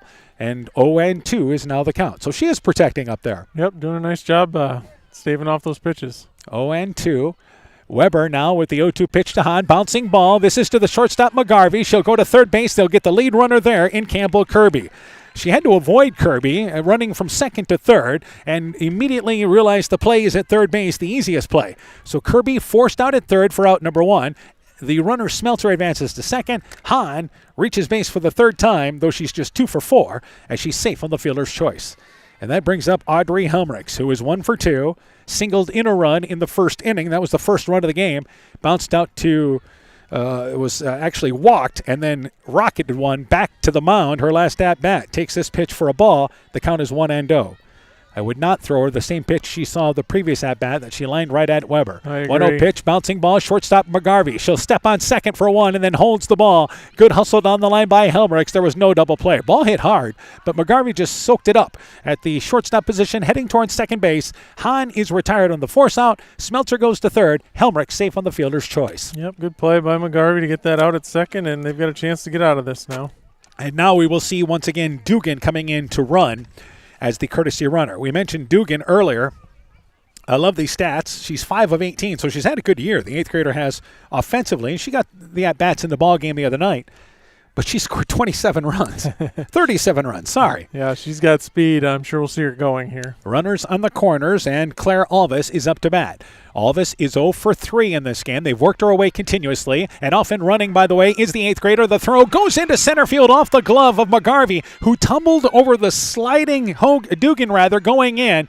McGarvey gets up. She's all right, but because of that, it caused the ball to go into center field. An error on the throw. Smeltzer scores from third, and it's now 7-2, Ed-Co in the lead. Yeah, a little collision there at second base, but it looks like everyone's okay. And that was not a bad throw at all by the 8th grader Nepper. Yeah, I think Ed-Co was maybe surprised she threw it down there because I think they had a chance at her. So Claire Alvis took the first pitch for a ball outside. Dugan at second base, and that would have been close had McGarvey been able to hold that ball or at least get it in there. Yep.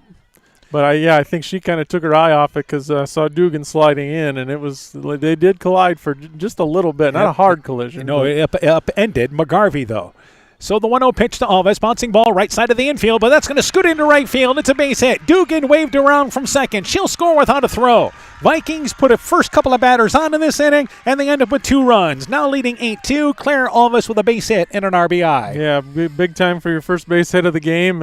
Easy RBI with Dugan running, and more insurance runs for the Vikings. And that brings up McKenna Hofer, the designated player. Hofer 1 for 3 with a base hit and 2 RBI. She has also popped out to first and was a strikeout victim. Still 2 outs here in the bottom of the 6th inning. And here's a swinging strike reaching for the outside pitches. Hofer could not get to it. The count is 0-1. So we get a little closer now to Ed-Co and North Lynn, and this is for Ed-Co. You've seen North Lynn in the basketball tournament. You've seen them in the softball tournament. Here's a pop-up, right side of the infield. First baseman comes over, reaches in front of the second baseman, Barnett. Even calls for it, makes the play for the 3rd out of the inning, and that does it for Ed-Co. But they pick up 2 runs in the inning. They do it on 3 hits. They leave a runner. We go to the top of the 7th. Vikings 3 outs away from the regional final, leading 8-2. Northern Country Co-op and Viafield are now Nexus Cooperative, your full-service ag partner supplying all your agronomy, energy, feed, grain, and lumber needs. Our highly knowledgeable and experienced team utilizes the latest technology in feed manufacturing, agronomy services, precision ag, plant and animal nutrition, energy products, and grain marketing to keep our customers ahead of the rest. Stop in today at any of our 26 locations across northern Iowa and southern Minnesota, or visit us online at nexus.coop. Ed-Co Tournament Softball is brought to you in part by Lloyd Kelchin Grain in Edgewood, Citizen State Bank of Monticello, Hopkinton, Ryan, Manchester, Winthrop, Strawberry Point, Springville, and New Vienna, member FDIC and Equal Housing Lender, Thompson Construction and Monona Overhead Door, TJ's Pizza in Monona and Claremont, Myers Auto Service in Monona, Clayton County Recycling of Monona, Culligan Water Conditioning in Elkader, Fisk Farm and Home in Monona, Cresco, and Decorah, and by KAR Auto Group. So we're now in the top of the 7th inning. Elena Hellman, Chloe Nissen, and Kennedy McGarvey, 9-1-2 in the Don Bosco lineup to lead things off. Hellman lined out to short in this ball game and a strikeout victim, and the count is very quickly 0-2. Ed-Co leading 8-2. Offense was quiet through the middle innings, but they've scored 2 runs in the 6th inning to lead 8-2. And here's a 0-2 pitch that's high. The count goes to ball and 2 strikes. Don Bosco does have 5 hits in this ball game. Ed-Co has a total of now 11 hits in this game. And the 0-1-2 pitch is high and away. Count goes to 2 balls and 2 strikes. So evened up, Ed-Co just looking for outs here in the top of the 7th inning. And we'll look forward to a Monday night regional final. 2-2 pitch, that one high, and the count goes to full at 3 balls and 2 strikes. And that's the matchup we were hoping for. Yep, it's going to be a good one. And again, another update. It is a final. North Lynn beats Central City 10-0 in 5. Meanwhile, Hellman swings right through the pitch at 3 balls and 2 strikes. Strikeout number 8 by Eckelceder, and it's out number 1 here in the 7th. Yeah, so North Lynn's got it rolling, and Ed-Co kind of does too, so it should be a heck of a game, assuming this one turns out how we think it will here. And that brings up Chloe Nissen, the center fielder. Nissen, 2 for 3 with a base hit, bounced out to short, and doubled and scored, as Don Bosco scored a run in the 4th and a run in the 5th. So the first pitch is high and away. The count is 1-0. Eckelceder facing the top of the lineup once again. Don Bosco's top 2 hitters. 1-0 pitch in the dirt, and it's now 2-0 is the count. So top of the lineup, Don Bosco, they've done their job. That's how they've generated their 2 runs with the top 2 hitters. And the 2-0 pitch, swinging through it and actually kind of trying to slap it away that time was Nissen. And she reached around for it, could not get to it. 2 balls and a strike. She always moving forward, that swing, isn't she? Yeah, she's getting an extra jump to first. 2-1 pitch and a late swing there. That was a defensive swing. She just kind of halfway swung at it. 2 balls and 2 strikes. May have been looking for a different pitch. Yeah, didn't see what she thought she'd see there. So 2 balls and 2 strikes. Steps out for just a second. Now asks for time. And back into the box is Nissen. So 2 balls and 2 strikes. 2-2 pitch. And that ball slapped down the left field line. But that will be foul out of play up against the hillside. And it's 2 balls and 2 strikes. If she puts the ball on the ground to the left side of the infield, anything past the pitcher, it is a base hit. You're not going to get her. No, she's got great speed, and that extra half step being left-handed, she's going to get to first. 2 balls and 2 strikes. Eckelceder's 2-2 pitch, and that ball slapped down the left field line, and it is slicing away, and that ball is going to be fouled on the left field line. So our third base umpire right on top of that, chasing things down the line. We'll do it again. with the count 2 balls and 2 strikes. Yeah, and she hits the ball pretty hard as well. You know, as an outfielder, you can play in a little bit on a slap hitter like this, but you can't get too carried away or she'll put it over your head as well. Well, we talk about this. This is kind of a lost art in softball, is that leadoff left-handed slap hitter. Yeah, we just don't see it often. 2 balls and 2 strikes. As Eckelceder now works again, 2-2. 2-2 pitch. Swinging through the outside pitch is Nissen. Strikeout number 9 by Eckelceder. And 2 outs here in the top of the 7th inning. And that brings up Don Bosco's top hitter in Kennedy McGarvey. McGarvey is just a junior, so this is a team that's going to return Nissen and McGarvey next year. But obviously, they have a pitcher in Callie Weber, who is a senior. First pitch is a called strike there to McGarvey. McGarvey has reached base all 3 times. Walked, hit by a pitch and scored, singled in a run. So she has had a hand in both of Don Bosco's runs. 0-1 pitch. McGarvey takes it below the knees. The count is a ball and a strike. Don Bosco is going to need somebody to step into the mound, but there's a lot of young kids on this team. Yeah, a lot of young position players and top 2 hitters back at least. I'm not sure about even, but she's a heck of a hitter as well. And the 1-1 pitch, it's a high fly ball towards right center field. Gall took a step back, now comes in and drops the ball. Tried to make the play basket style, throws it into the infield. It scoots by Alvis, and safe at second base will be McGarvey. It is a 2-base error, but Gall took a step back, got fooled a bit, came racing in, trying to make the play basket style, but it popped out of the glove. And Don Bosco stays alive here in the 7th. Yeah, good call, Dan. She just didn't get the jump she wanted, and then it kind of handcuffed her when it came time to catch it. Natalie Miller is 0 for 3. She has bounced out twice and safe on an error. So that means McGarvey has reached base all 4 times in this game. Good things happen when you put the ball into play. Yep. And the first pitch there, swinging through the inside pitch, is Miller. Eckelceder had only struck out 2 batters through the first 3 innings. Since then, she has struck out 7, the next 3 2/3. So she has become a little more dominant as the game has went on. And the 0-1 pitch, and that's a called strike on the inside. And the count goes to 0-2. Yep, trying to end it herself right here.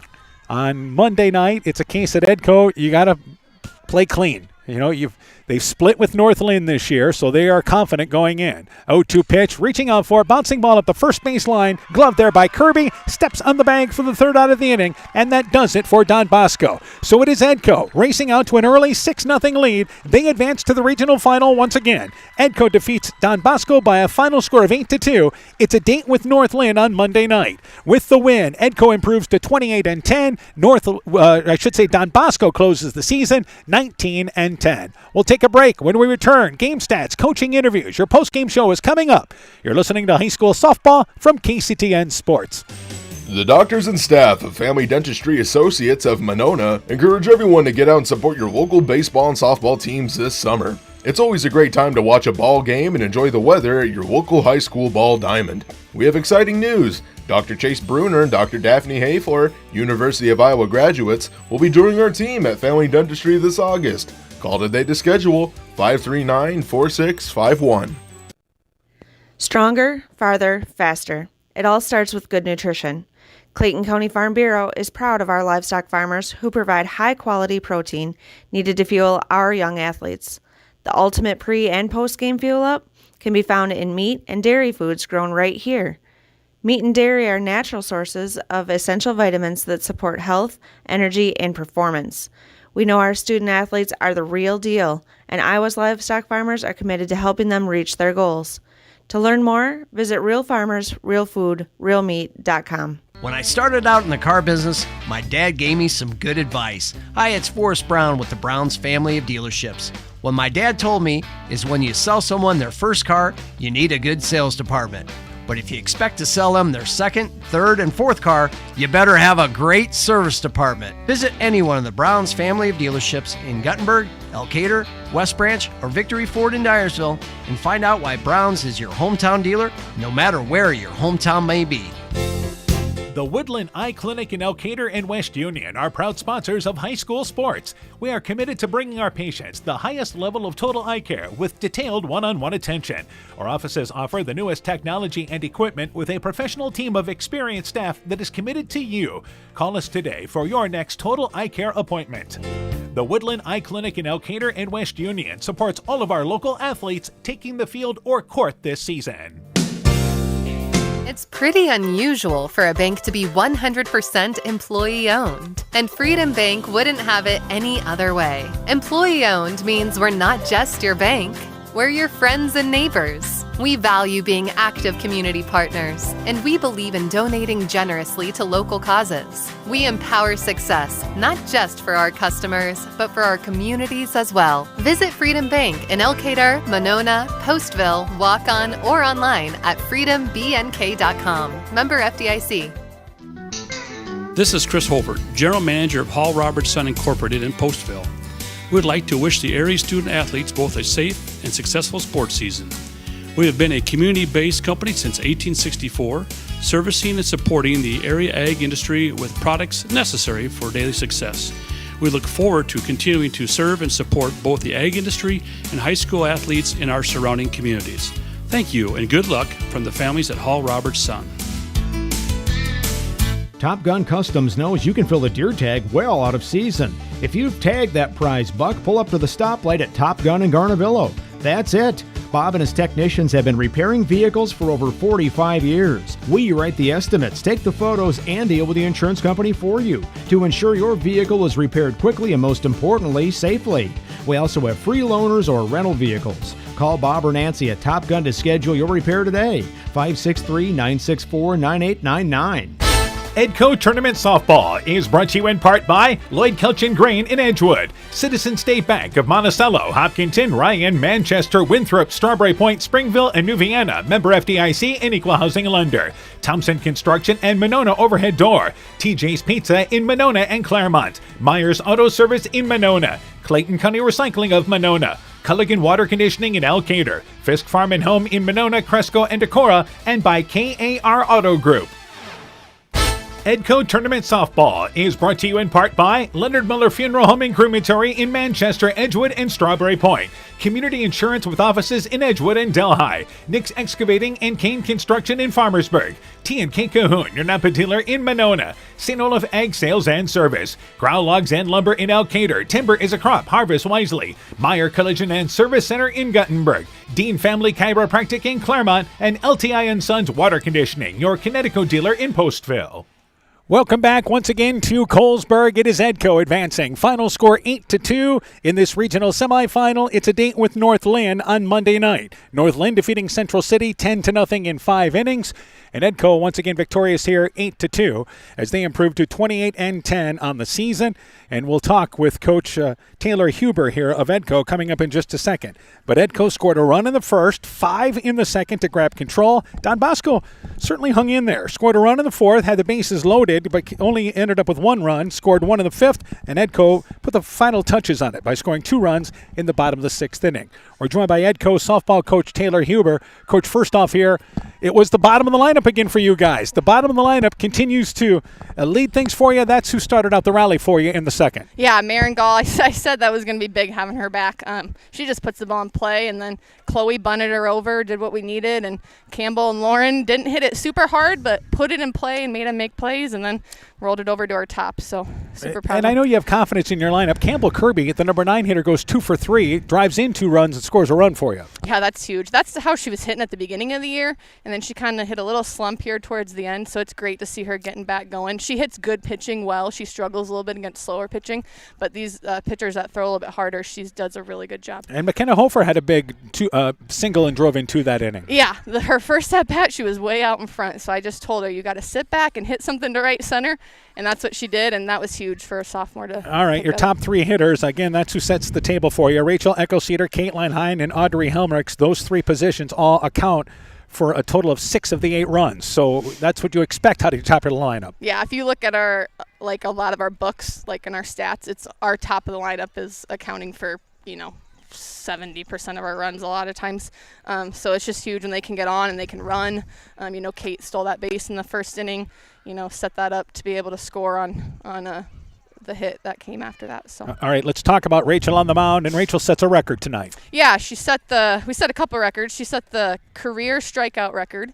It was 547, and she had 9 tonight. So, and then we also set the team strikeouts in a season. So that's Rachel, Chloe, And then Faith chipped in 3 at East Buck the other night when Chloe got hurt. So yeah, she had hands in it. Yep. So obviously the game became interesting in the 4th inning, Don Bosco's best inning.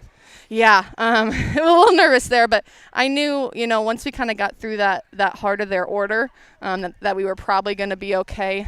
We just needed to find some outs there, and they hit, that ball hard right at Rachel. That was huge that we could go home and kind of stop the bleeding there. All right, then obviously I think you guys, after a quiet stretch in the middle of the ball game, how you guys put together a rally in the 6th. Yeah, I'm super proud of how they responded. I challenged them. I said, we need 1 run. We need 1 run just at least for momentum's sake, just to keep us, energized for this top of the 7th, and they came out with 2. So they accepted my challenge and then some. All right, North Lynn, Monday night. North Lynn victorious over Central City, 10-0 in 5 innings. This is a matchup everybody's talked about could happen. Yep. It's the rubber match. We're 1-1 with them on the season. So I think, they're going to know what we do. We're going to know what they do. So it's really just going to be who can have that timely hit and who can make that good play on defense. I think it's going to come down to, 1 or 2 run ball game either way. So. And that's at North Lynn Monday night, correct? Yep.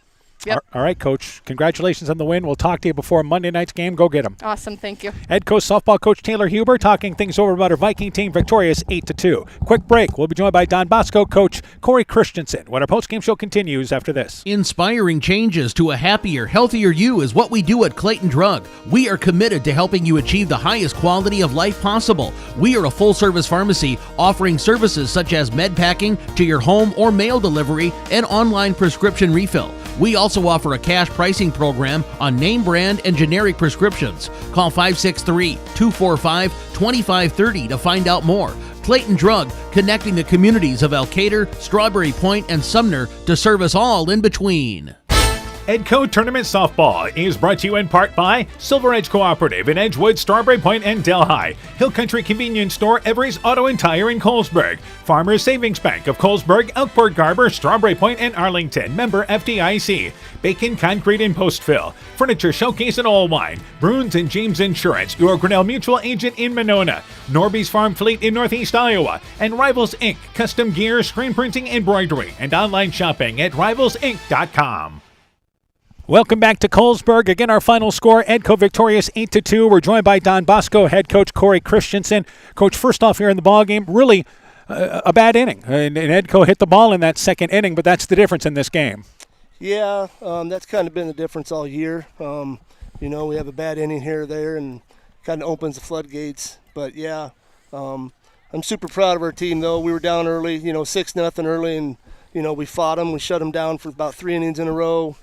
Scratched a couple runs to keep it close and give us a chance, but just got down early and, wasn't able to get back. You talk about that effort. Even down 6-0, you guys scored a run in the 4th inning, had the bases loaded with 1 out.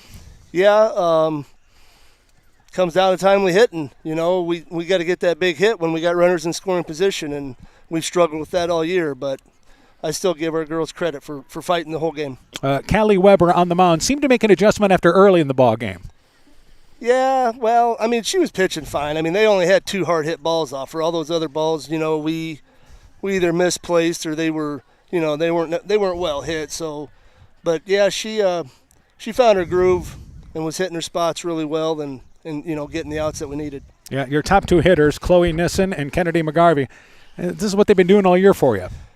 Yeah, that's their job. That's why they're up there at 1-2, to get on base and score runs for us. And it would have been nice if we could have, jumped on them early in that 1st inning and ran one across to put a little pressure on them, but we weren't able to do that. Yeah, you had the leadoff runner on to start that inning, ending with a runner at 3rd base as well. You had mentioned that was one of the keys, was scoring early in this ballgame. Alexis Evan, your number 4 hitter, drove in a run as part of that 4th inning there with a double. Yeah, she's she's a senior. She's just a clutch player for us. She's been here 5 years, played as an 8th grader, and she's just a great ball player and a great leader. She's the one that called timeout when we were having a little, trouble in that 2nd inning to get the girls regrouped and calm down so we could, refocus and play. All right, you mentioned she's a senior. Tell me about your seniors. Yeah, seniors, they're the people that make your team. They're the ones that have been here for, even if they're in their 8th grade year, they've been here for 5 years. And, I've got 4 of them.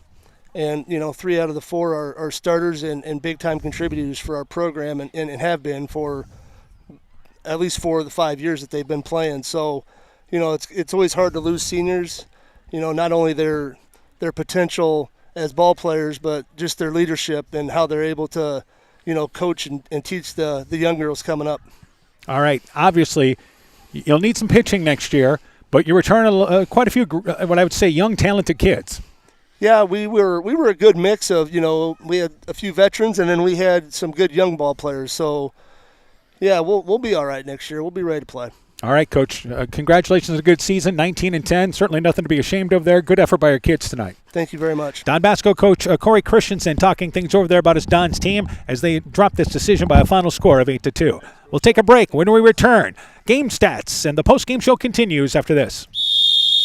Hey, sports fans, take a time out and call Garms Financial Services. Their team of agents can show you how to save money on all your insurance needs with Grinnell Mutual. Whether you need auto, home, farm, crop, or business insurance, Garms Financial Services has you covered. You'll also receive quality protection, expert advice, and local friendly service. Call Brian Bugenhagen, Cheryl Wagner, Emily Bazin, or Kayla Olson today for a free competitive quote. Garms Financial Services in Elkader, your trusted choice agency. At El McKee Clayton REC, we provide more than energy. We also provide ideas to help keep you safe. Electricity can travel down the strings of kites or balloons that contact power lines. Have children use these toys in open areas away from overhead lines. Keep metallic balloons indoors as they are highly conductive. Teach children that if a toy gets into power lines or a substation, they should tell an adult to call the power company. They should not retrieve it themselves. At El McKee Clayton REC, we care about keeping you safe. That's the power of human connections. El McKee Clayton REC, your Touchstone Energy Cooperative. When making up a to-do list, don't forget to include servicing your car at Edie's AC Delco Service Center in Garnavillo. Your car should have the best care, and Edie's will make sure of it. Stop in or call 964-2186 to make an appointment. Tires worn out? Well, Edie's can replace them.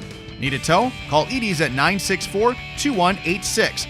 Kay, Lynn, and Todd invite you to stop by and fill your car's tank with fuel at Edie's AC Delco Service Center in Garnavillo. Edie's open 7 a.m. Mondays through Saturdays. Strawberry Building Supply offers all your building materials for residential and commercial projects. Whether you're building from the ground up, remodeling your home, or a weekend project, we have the materials you'll need. We are an authorized Milwaukee dealer for all your Milwaukee tools. Strawberry Building Supply also has everything you'll need for your pets and livestock. Stop into Strawberry Building Supply today at 413 West Mission Street, Strawberry Point, or call 563-933-4579. Ed-Co Tournament Softball is brought to you in part by Blooms Flowers Gifts and More in Edgewood, Edgewood Convalescent Home and Lincolnwood Assisted Living, Northeast Iowa Subdrains in Strawberry Point, J&J Land Solutions in Edgewood, Adverse Weather Insurance, Jim Furman of Volga, your independent crop insurance agent, Innovative Ag Services in Elkader, Monona, and Waukon, Guttenberg Municipal Hospital and Clinic. Check out career opportunities at guttenberghospital.org. And by the Loena Savings Bank, member FDIC. Welcome back to Colesburg. Our final score, Ed-Co victorious 8-2. North Lynn victorious tonight by a final score of 10-0 in 5 innings. For Don Bosco, 2 runs, 5 hits, 2 errors. For Ed-Co, 8 runs, 11 hits. They committed 2 errors. Here's the individual totals. First off, for the Vikings. Rachel Eckelceder gets the win. 7 innings, gave up 5 hits, 2 runs, and walked a total of 2 batters in this game. She also struck out 9 in this performance and set the career record strikeout-wise as a sophomore going into her junior year for Ed-Co. Yeah, she just continues to do her thing. Tremendous pitcher. That record's going to be hard to beat by the time she graduates. All right, let's go to the totals now individually for Ed-Co. Rachel Eckelceder was 2 for 4 with an RBI. Addie Smeltzer came in as a courtesy runner and scored 2 runs. Caitlin Hahn, 2 for 4 with 2 runs. Audrey Helmerich was 1 for 3, and it was Faith Dugan coming in to run for her. She scored 2 runs. Helmerich, by the way, with an RBI. Claire Alvis, 1 for 4 with an RBI. McKenna Hofer, 1 for 2 with 2 RBIs as part of that 5-run second inning. Marin Gall, 1 for 2 with a run scored. Chloe Everett was 1 for 2. Lauren Kirby, 0 for 3, scored a run. And Campbell Kirby in this ball game was 2 for 3 with a run scored. So 7 of the 9 Vikings scored a run in this ball game. So it was balanced up and down the lineup there, especially early. Yeah, we've seen that. You know, the top part of their lineup's probably a little stronger, like any lineup, but the bottom can do some damage as well. They're no slouches. Yeah, Campbell Kirby's 2 RBIs came during that 5-run second inning for Ed-Co as they got out to an early 6-0 lead. Again for the Vikings, 8 runs, 11 hits, and 2 errors. The individual totals for Don Bosco. First off, Weber on the mound. 7 innings, 11 hits, 8 runs, walked 1, and struck out 4. Certainly settled more into the game after the early start. Yeah, she just had a tough inning that second inning, but then she retired 9 or 10 in a row, and did give up a couple more runs there at the end. But overall, she pitched all right for him. Totals for Don Bosco. Chloe Nielsen was 2 for 4 with a run scored in this game. Kennedy I had a fly, or I said bug fly in my mouth. Kennedy McGarvey, by the way, 1 for 2 with a run scored in an RBI. She reached base 4 times. Natalie Miller 0 for 4. Alexis Even was 1 for 3 with a double and an RBI. Rachel Nepper was 0 for 3. Sophie Barnett 1 for 2. Maya Ortner and Audrey Tommy, along with Elena Hellman, they were 0 for 3 in this ball game. Don Bosco again, 2 runs, 5 hits, 2 errors. They closed the season with a 19-10 record. And again, there's some promising kids. They lose a group of 4 seniors, so we certainly wish Don Bosco good luck in the future. Always good to catch up with that program through the years. They've traditionally been a pretty strong program. All right, let's talk about Ed-Co North Lynn. Let's get to it. At North Lynn, Monday night, and again for the second year in a row, regional final and a state tournament berth at stake. Yeah, conference foes, so they know each other well. Rematch of last year. They split during the regular season. Probably not going to be many surprises in that game. It's just going to be which kids can get the big hits at the right time, which pitchers can hit their spots a little more, and it's going to be a really competitive, really good softball game. For Ed-Co, you continue to take steps forward, but this has been the wall. This is the team that you've looked forward to playing, and you are more confident, I think, this year than any other year, being that you split with them this year. Yeah, I think in other sports as well, too, Northland's kind of been the wall for Ed-Co, but I think this is the year. If Ed-Co is going to do it, they've got the squad to do it this year, and like you said, they split with them in the regular season, so they're going to have some confidence that, hey, we can beat this team. So, yeah, it should just be an outstanding game. Monday night, we'll be at North Lynn with all the action here on KCTN FM 100 with the On Deck Show at 6:30. Game time is at 7 o'clock on KCTN FM 100. Also, of course, you can catch it on KCTN.com or on the KCTN app. You can also catch audio on the KCTN YouTube channel as well. So, Coach, we'll see you Monday night for a big game. Sounds great. Again, our final score, Ed-Co back to the regional final, winning by a final score of 8-2 over Don Bosco. For Coach Mike Sass, I'm Dan Behrens. My thanks to Ty Keenan for running our studio show.